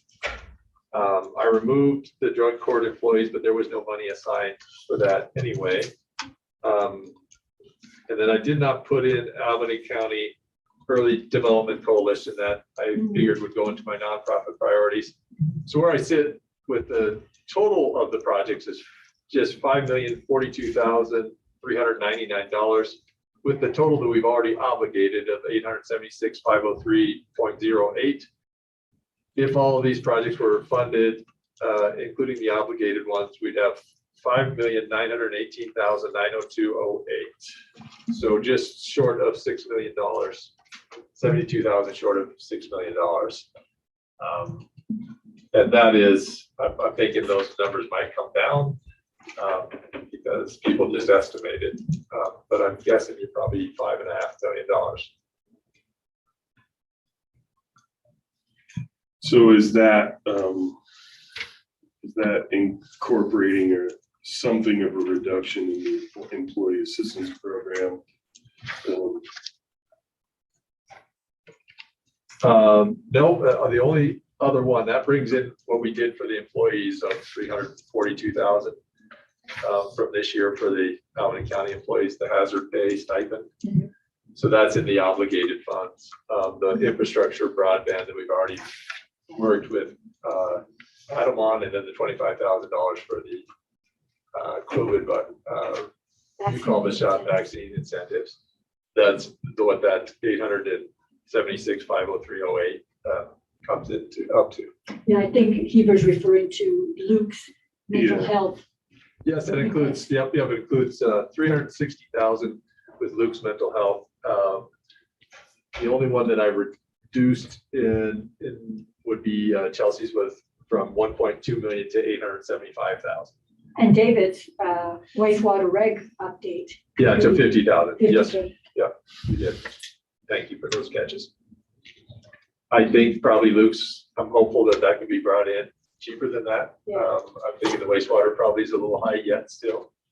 I don't know what we'll think about Chelsea's deal, but I just wanted to work with a number so that we would be working with a number. So 6B, we talked extensively about rural broadband plan, and then 6B with a question mark in there. Is that no allocation because there's a question mark there, or? Yeah, because I didn't know how much, but since today's discussion, we have moved that to nonprofit. Profit. Gotcha. Okay, I understand. I just didn't understand. So, yeah. Okay, I get it. Because we were using different language. Correct. And so then I think we're mostly done with the county, but I also want to give Bailey some discussions to have for nonprofits next Monday, because I think we're not as far advanced with their applications as these are. So your figure, Pete, just to progress a minute, the 750 revenue replacement would be included in your total or in that? Yes. So we're at, what did you say, 6 point? Nope, 5,918,902.08, And that includes, the revenue replacement. oh, okay, Yes, and it also includes the full Luke 360,000. It does reduce the wastewater down to 50,000, and it did reduce the Chelsea, Chelsea's to 875,000. okay, From the 1.2 something. okay. So can I just ask, where would you like to go from here with the county? I mean, are you thinking you do want to fund all these projects that you guys talked about? Or I know we're still looking into a few of them. Do you want to move, are we thinking we want to move forward with just a few of them at this time? Just wondering what our next step should be. So do you want to go down line by line by this, or? Well, I just want to know, okay, should I start like reaching out to somebody like, okay, David, your project, that wastewater one, it's a go, like, let's start moving forward on this, or actually, no, we need to hold up, we still have things. Well, yeah, going let's just go Okay. down. So the pay differential with the library, I think we should move forward with it. I'm not sure what you guys think. Okay. The employee assistance program, I want a little more information. I think we can do this, as Commissioner Richardson thought, maybe a little bit differently and maybe a little more cheaply. So I'd like a little more information from HR about folding those people into our HR. Public health building, that's on its way. So that's not, do you need anything else with that, Bailey? No. Okay. The wastewater regulations update, I want to discuss with WDEQ and see where that leads. So that might be a spring of 2022 conversation. Aquifer protection and area enhanced, that's something that needs nothing at this point, just a placeholder. Okay. And then it's just kind of a way forward if that's something that we end up doing. Elections, parking lot drainage, I think we could probably move forward with that. Commissioners, do you have any thoughts on that? I agree that that's something that's immediate. Okay. Revenue replacement, that's a placeholder. Unless you think we need to do something with that, Tracy. No, there's specific timelines of when you can start evaluating those revenues. Okay, I think the first one is the end of this month. So once we have all of our revenues in, then we can look at that first year and we'll know okay, and you'll handle that part of it. Okay, great. with Bailey. Bailey will know.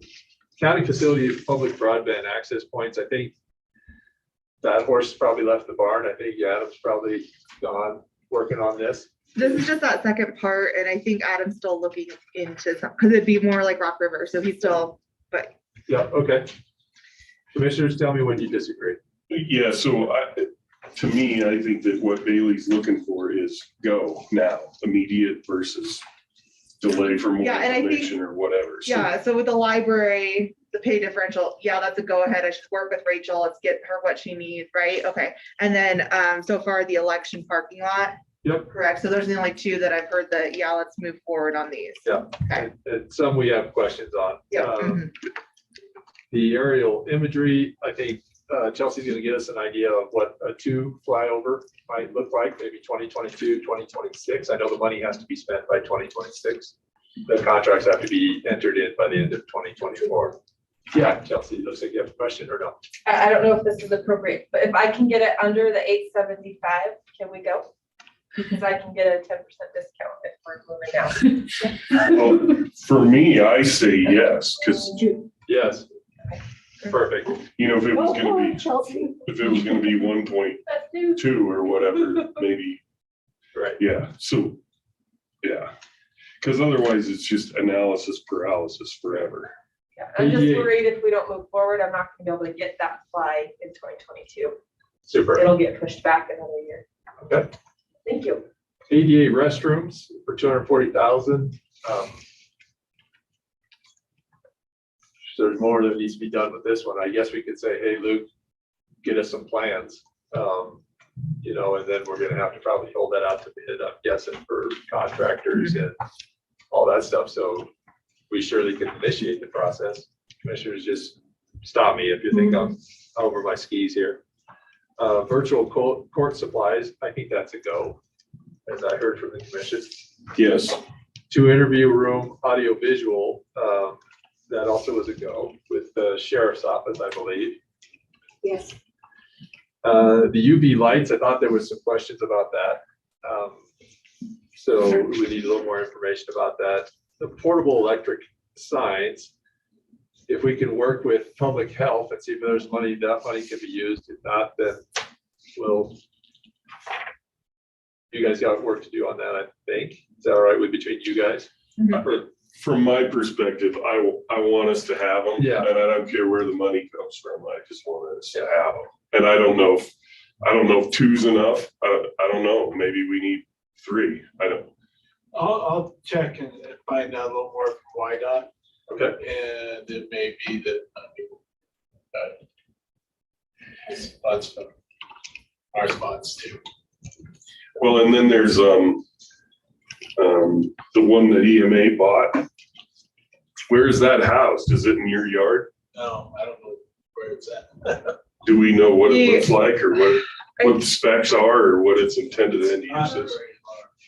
Is it in their Connex maybe? It might be in their Connex. It might be in the Connex that public health has.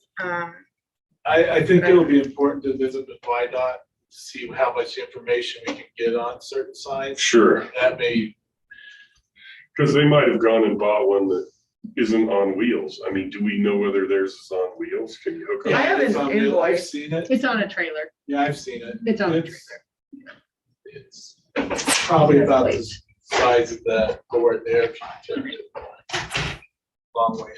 Mm-hmm. Yeah. And so Adam, are you still up? Yes, sir.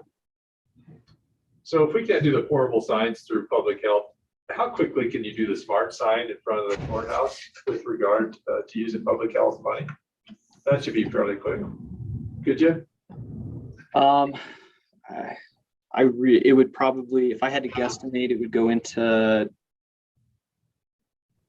how quickly do you need it done? That's a better question. Well, this money has to be spent by the end of December.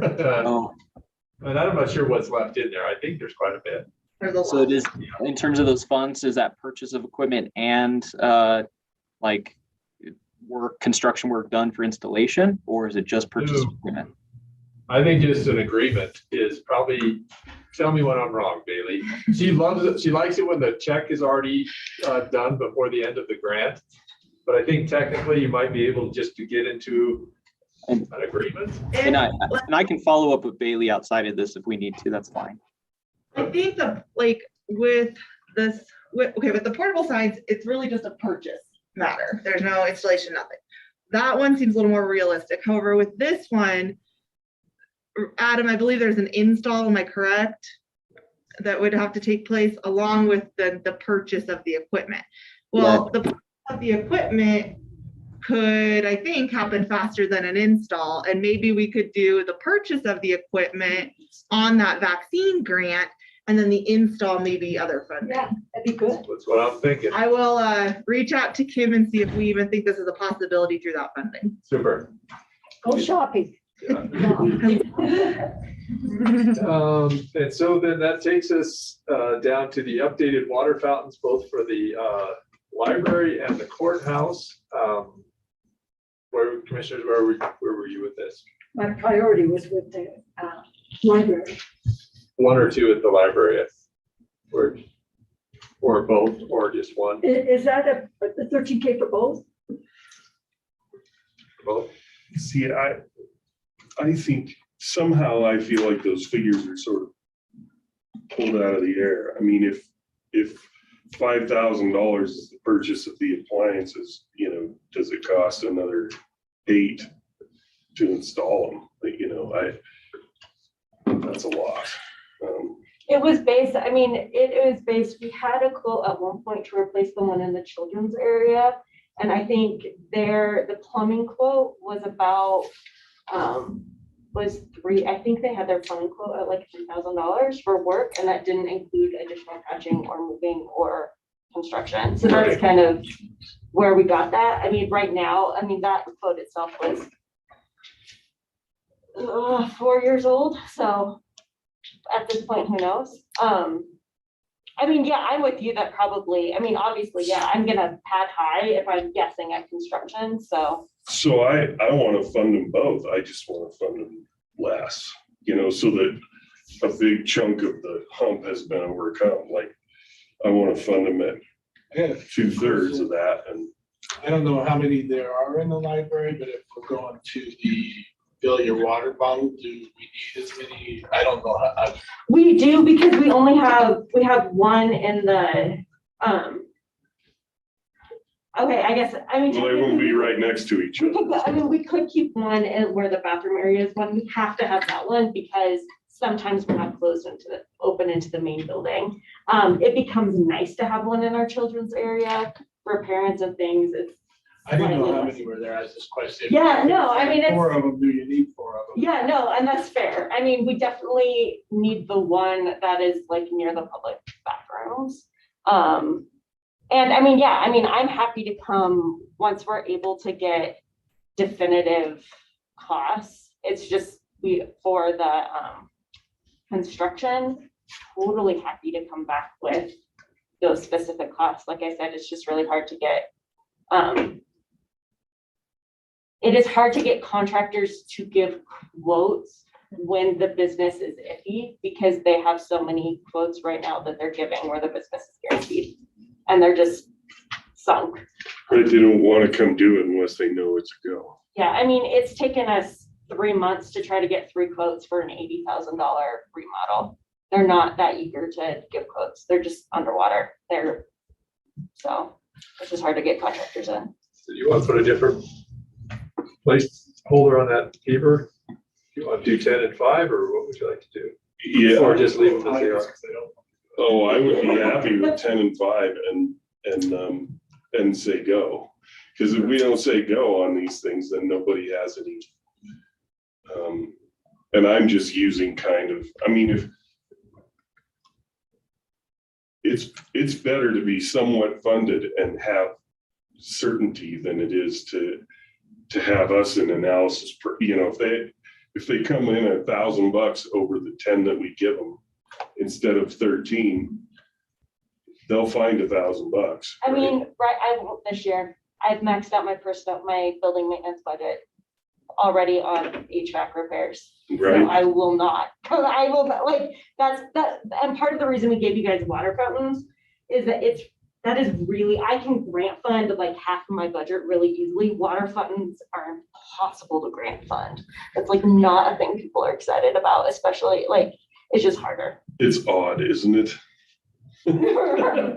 Yeah, Tracy, please. When Roy was coming up with the one for the courthouse water fountains, he just did a quick search and they were about $1,000 per unit. There's 5 units in the courthouse and he allowed for about 2,000 for the plumbing of them. So if that helps with any. Oh, so this is 5 unit, not just 1 unit. No, for the courthouse, it's 5. Because So we there's, might want to leave that at 7 or. Yeah. there's like 1 on each floor, but there's 2 on the second floor. Okay.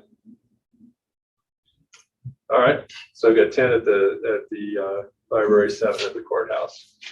That leaves us with rural broadband plan of 150,000.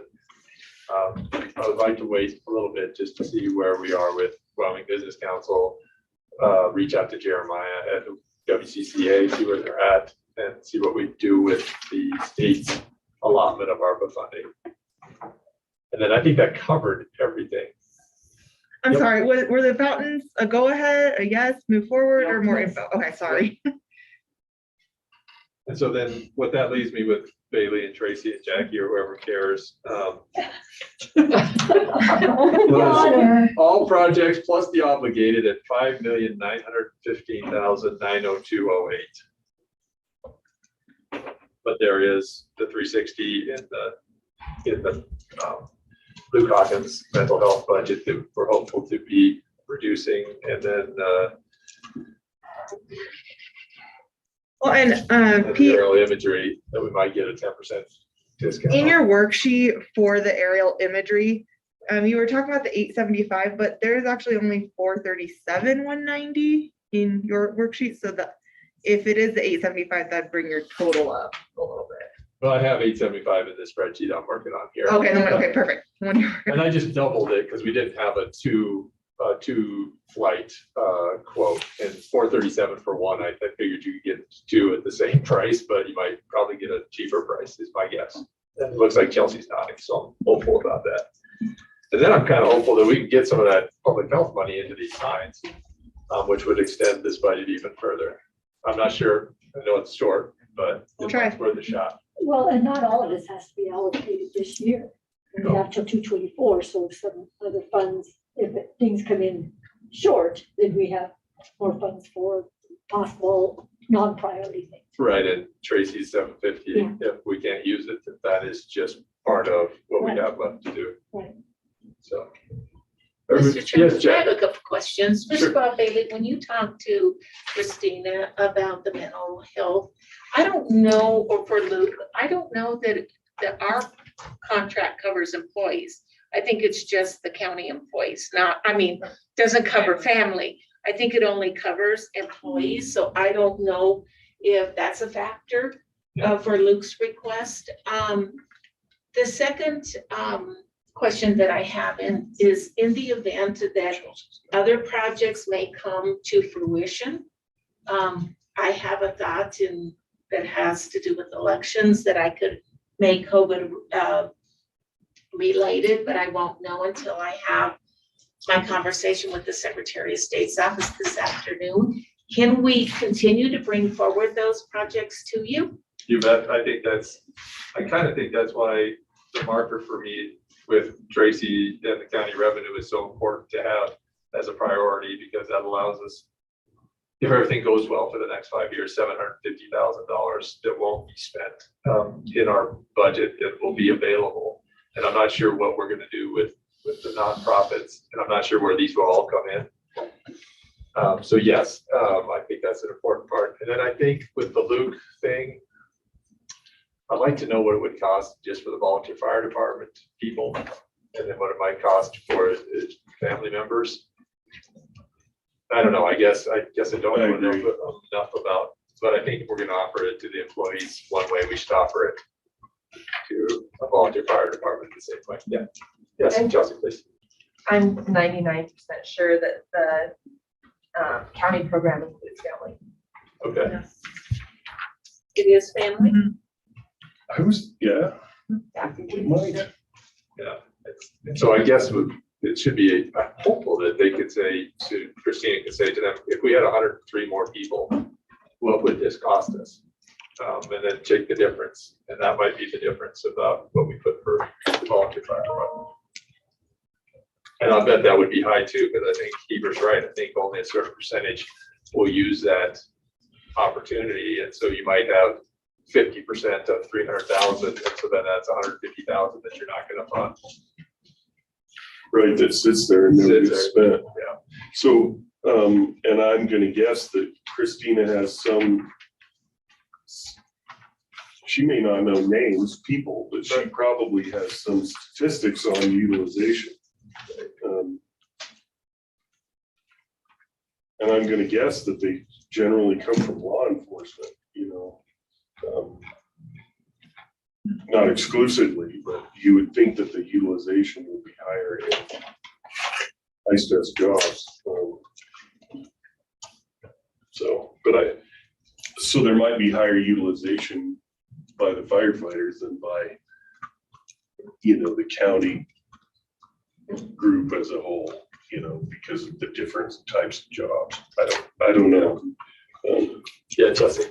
Sorry, the city also has this program for the police and the fire. So I don't know if it would be appropriate, but you can maybe reach out to their human resources and see what their utilization is. Well, that's a good idea. This is just the type of. I just looked in the contract and it says that this covered person is any employee or dependent, so you're correct. So Dependent, yeah. Thank you. Okay. Anything else before we wrap this resto up? Done before. Bailey, do you have what you need? Yes, can we chat just real quick about some nonprofit? Thank you. As I was already ready to leave. So I guess I'll start off with my priorities with the nonprofits, and I did take a look at there. Well, and I don't know if we necessarily need to go over priorities today, because I think you may want the nonprofits here when you do that. Right. But I just want to, I guess, talk just a little bit more about, like, I sent you guys a risk assessment that I would highly encourage that we implement with nonprofits. I think ARPA, the more I'm repeating about the compliance, I think would appreciate that we have it. And, we aren't then going to be funding somebody that really has no idea anything about grants or anything. The other thing I really would like to do is have that meeting with anybody that you guys do decide to fund, especially with that premium pay. Have a meeting, make sure they fully understand it, make sure I fully understand it before I have the meeting. But make sure that they have kind of their butts in the seats. They're going to understand everything about it before we let them move forward and spend that funding. Sorry. So if they don't show up, they might not get funded. Correct. And we would offer, I think, a couple different times, but I'm I've dealt with we've passed through funding before to nonprofits, but it's been like 5 at a time. I mean, this is going to be different. This is going to be a lot. And Evelyn has been amazing, and I don't know how I'd be able to do this without her. But it does give me a little anxiety. We're just going to fund these nonprofits and let them loose a little bit. Just scares me a little. And of course, I plan on having agreements in place with every single one of them. But I think we just need a little bit more structure with them. Yeah. And a risk assessment, I think, is a great place to start. And Evelyn I sent you guys that one from that we had to complete for CARES Act funding through the governor's office. Evelyn has taken a look at that, and she thinks she can just change the wording just a little bit to fit nonprofits a little bit more instead of government entities. And then we have them fill that out. If you guys are good with that, and we may be able to get it out here soon and have some things back by Monday. So I don't know. Yeah, I don't want to go through their list of projects. What I was thinking was the first thing we funded here, I think, was priority or premium pay for people. And so I would like to be consistent with that with nonprofits. I know there were ones that did not put in for it. But that shouldn't stop us now, right? We should say, if you do premium pay, you're gonna have to do this risk assessment. You're gonna have to work with you, Bailey, and attend something, and you have to assure us that your processes are in place, or that last year, right? And I just feel like it's gonna be this last year for them too, just like the employees. Account for that so we can get a number to work with. Yeah. And I think they part of the premium pay is they had to stay like open, to get this. Yep. So if Big Brothers Big Sisters really close down, they don't qualify. Right.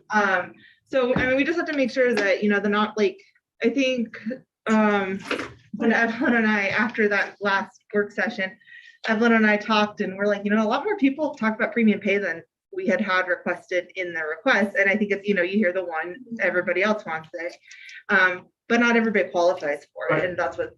And then some of them think it is a raise. No, it's not a raise. It's for the work that they previously did. So I think there's just confusion on it, and we just want to make sure that it's very clear. Right. Yep. And I totally understand that. And then that is information that they don't have, right? That you have, and they need to get. Quite honestly, because I didn't put it in our application because I didn't think we qualified. I suspect we qualified at the downtown site. But I know there are other people that didn't do that too, and I think they qualified. And then, so we went, Jackie or Tracy, do you guys remember the time frame we did? Sure. I have it here from Christina because I emailed, I think it was, I emailed her about it just a bit ago. Like April of April 2020 to June 2021. Yeah. So would you want to have that same time frame on them, Pete? Okay. Is there, so by the request that I really originally put in was to, for the library side, was to alter that, in part because we have had so many new employees in that time. It does, and then now it's so far removed that it becomes, for me, it even becomes like a management morale challenge of I have maybe half of my employees that would get some pay now, you know, a year after the fact. Where all of my current employees that were still dealing with the pandemic, like we're still in the middle of it, and they still have to do all those. So, and I don't know where that fits in, but I do wonder if that's also a challenge for those nonprofits, is you're going a really long way back at this point. Yeah, I can't speak to it, but I'd like those definitions to be the same. And so whether the nonprofit can account for that or not, I don't know. They ought to be able to if they're gonna. Well, and that might appear to be low hanging fruit, right? Yeah. The notion of premium pay, you know, reimbursement, retroactive premium pay. Yeah. So they have to be open, and they have to still be employed there, and they have to be prepared to account for all of that. It feels like, I guess as a manager, it feels like, so the county employees got it right at the end. I mean, they got paid through June, they got paid in what, I guess maybe it was August, but like, it was kind of right there at the end of it. I mean, it's just hard if like part of it is keeping employees in an environment that is hard to work with in the pandemic. It feels like timeliness matters. So even if there's like an adjustment to like, I mean, now I'm speaking for the library of like doing like 2021, so we do January to December 2021, so that those employees. Yeah, it's a slippery slope, and I don't think we could ever make it fair. I mean, but something's better than nothing, you know, at this point. Without question, we would do the best we can, right? And yeah, I don't think it's possible to correct every eventuality or to right every wrong. I mean, we just have to take a good stab at it and then keep going. Yeah, okay. I mean, I have, and we can, I mean, I guess then we'll talk in what we need to do the library. I mean, I do have, if we do that, I could give you a new number. 63 is gonna go down dramatically. And I will say, it's just, I feel like you guys can appreciate as managers, it's very difficult to cut 11 of 24 people a $3,000 check. Yeah, I understand that. But I also know that if there's a different set of rules for the library, then we have to put those rules back here at the county.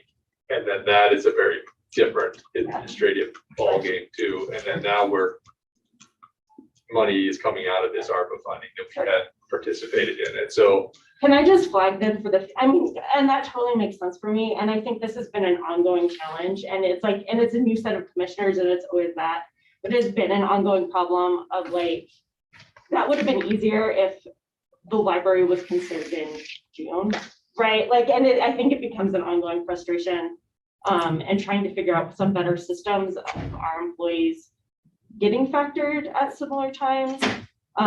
Because this wouldn't, I mean, if this was in June, that would have been easy peasy and great to go. And so it's just hard when we get factored in. What if we give you the money that's equivalent and you decide how to spend it out with your people?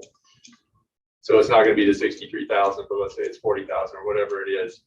So I run you the numbers for current staff, what they would have gotten for April 2020 through June 2021. Yeah. We get that set of money, but then I disperse it how amongst my employees as I choose. Yeah. What would you think about that? I feel like that's a reasonable compromise. I can send that. Maybe not, but We have to confuse like. Sorry, I think I'm misunderstanding. Well, maybe since Sue as our liaison, would it work for now if I sent an email to Bailey and Sue of like what that number would be and what maybe that next step would be and maybe some options? yeah, and then we'll see if it fits into the grant. Okay. I don't want there to be any difference between how we reimburse the library with how we reimburse county employees. And that's why I'm trying to do that the same. And I think this commission is doing the same for nonprofits. And so, yeah, we're all dealing with the COVID-19 and we are going to continue to deal with it.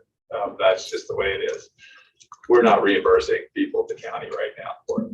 And so I don't feel like we can reimburse people at the downtown clinic or at the library if we're not reimbursing people at the county. I think that's the consistency that is important to me. And although I wish we had more money, we could continue to do it. We just don't. So. Anybody have and then Bailey's gonna check to see if that, so it might end up being, Rachel, that we get you the money that we get from the county and it's not able to be flexibly spent by you. For sure, yeah, and that's fine. That makes But sense. hopefully we can get it flexibly spent by you so that you feel a little bit better about how you managed it. Yeah, that seems reasonable to me. Tracy or Jackie, any other? I would just add on to the thing that I guess I framed it with my employees as more of a thank you for having people say vile things to you over the last year and sticking it out because. Yeah. Well, right, so it was more of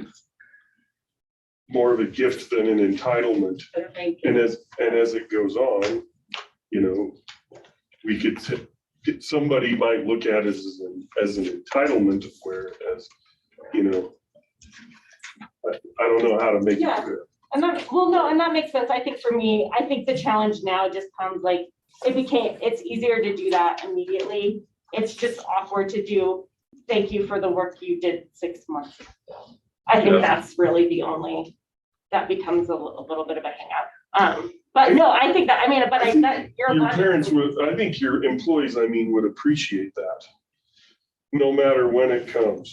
Yeah, that we didn't forget. Right. Well, but I think this is where I appreciate Pete giving me the flexibility because that's where it's hard to do a thank you for half the employees, you know? And so I think that's where, Pete, I really appreciate. Well, I hope we can give you the flexibility. Yeah, if you can't give me the flexibility, no, that makes sense too. The grant's gonna have to allow us to give you the flexibility and then this commission will have to talk about it. But well, I have to say, if I were a new hire somewhere and somebody was getting compensation for a time before I worked there, that wouldn't bother me. I'd be like, well, I wasn't there, so it doesn't fit me. You know what I'm saying? And maybe their previous job, they did get it. You can't look at all of your employees as a bunch of haves and have-nots because it's not an entitlement. It's a compensation for work done during a specific period of time that maybe they weren't there for. Well, we may have employees that should have gotten it then if her employees did during a certain time that ours didn't because they didn't fall within those parameters. And now her employees are getting it and our employees are not. So say I was hired after a certain time, her employees are now getting it, but ours didn't because they didn't fall in that time frame. yeah, We set a time frame. yeah, but then the same amount of money will have gone to the clerk's office proportionally. It went to the library. We just didn't allow the flexibility, but we're not saying we're gonna allow the flexibility or not. You see what I'm saying, Kayla? Kind of.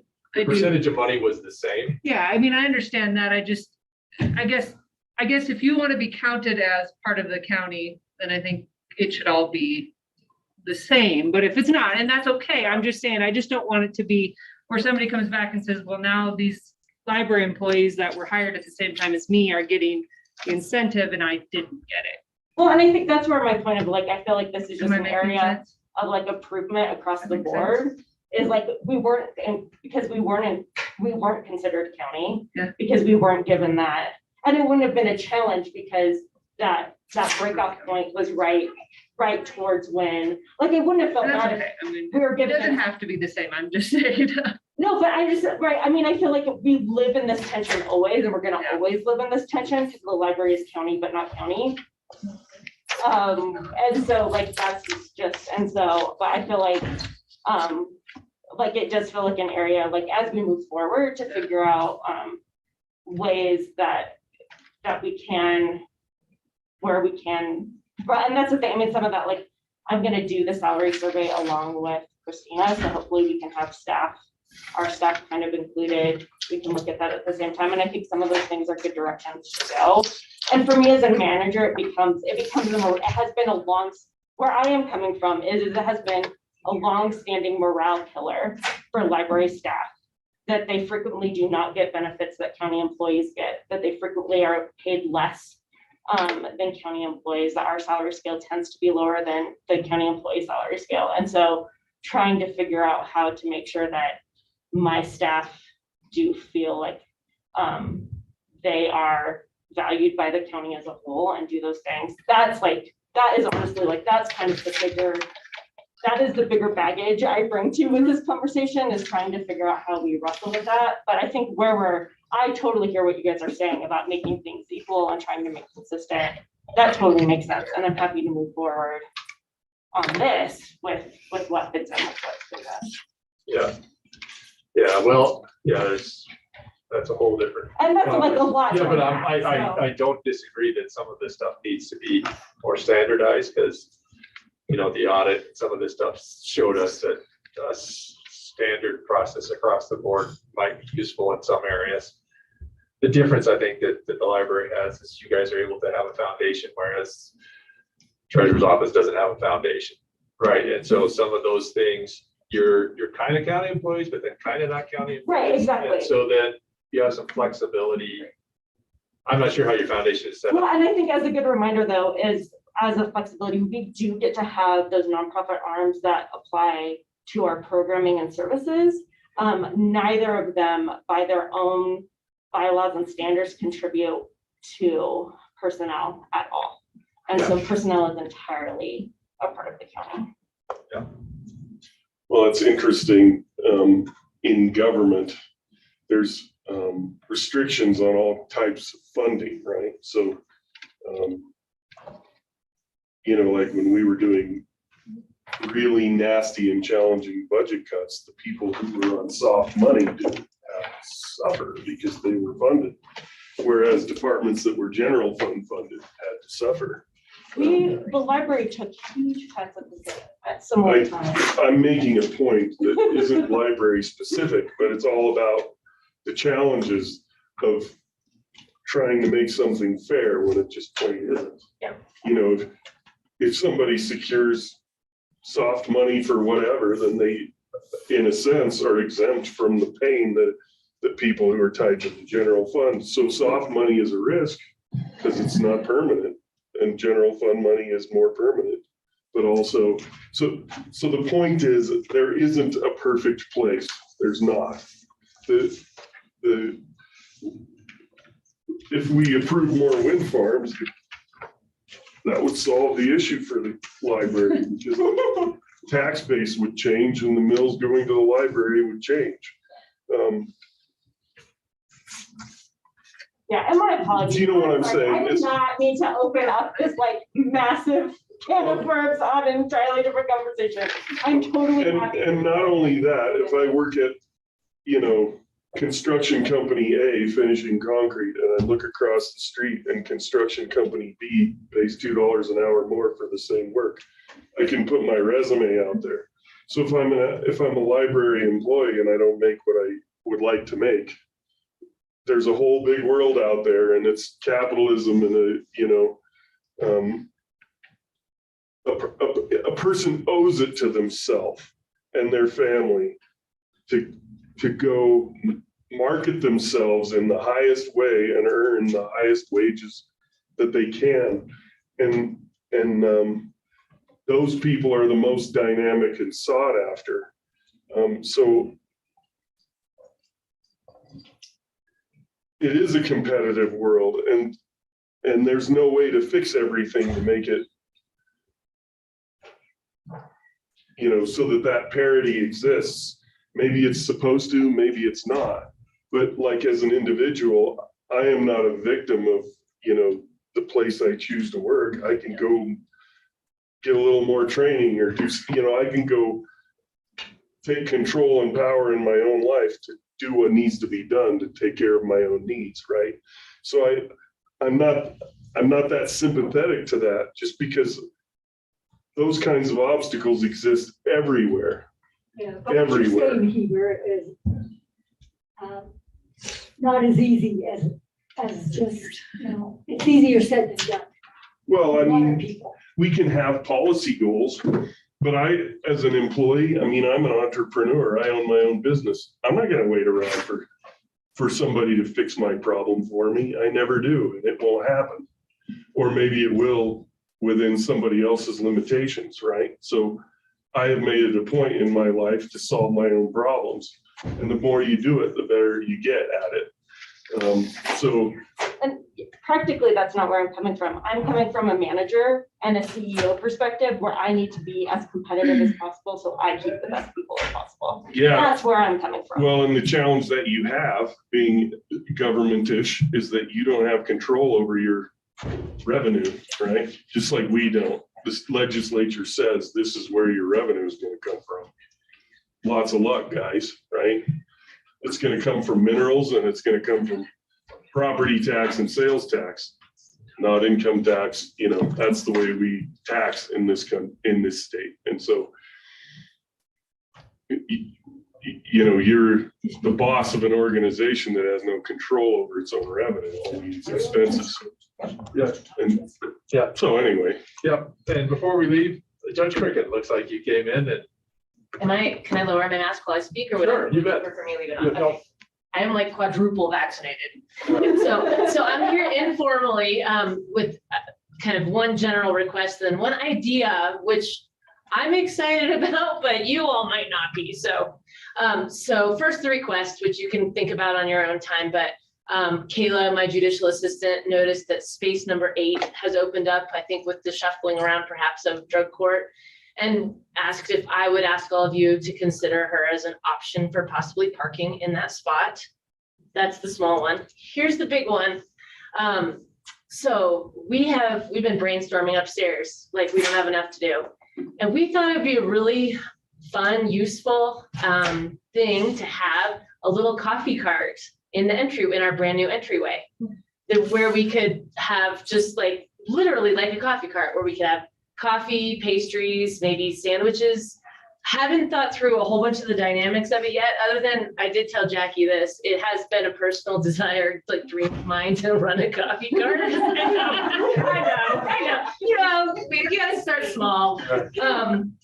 And so I just came, right? I literally just wanted to come see if there was even any interest. Obviously, we don't want to do anything that would be in a spot where it would impose upon the sheriff's security, but where I'm thinking is like literally right when you walk in that little kind of open area right there. So that's it. That's my big pitch. And that's as far as I've taken it, because I didn't know if it would be the kind of thing where you'd have to ask for bids, if you'd have to consider if there'd be a rent fee for it, if, you know, any of those kinds of logistics. You mean a man-operated, a human operated? Yes. Like, and partly where I thought of it is the Laramie County Courthouse has one, literally a coffee cart. And they have, you know, sandwiches and small sampling of, you know, coffee and like sparkling water, those kinds of things. We have so many people in this building with not a lot close by, especially if you don't want to drive. And then even it could be accessible to, you know, victim witness across the street and the planning office and all the, you know, our kind of corner that we've got going on here.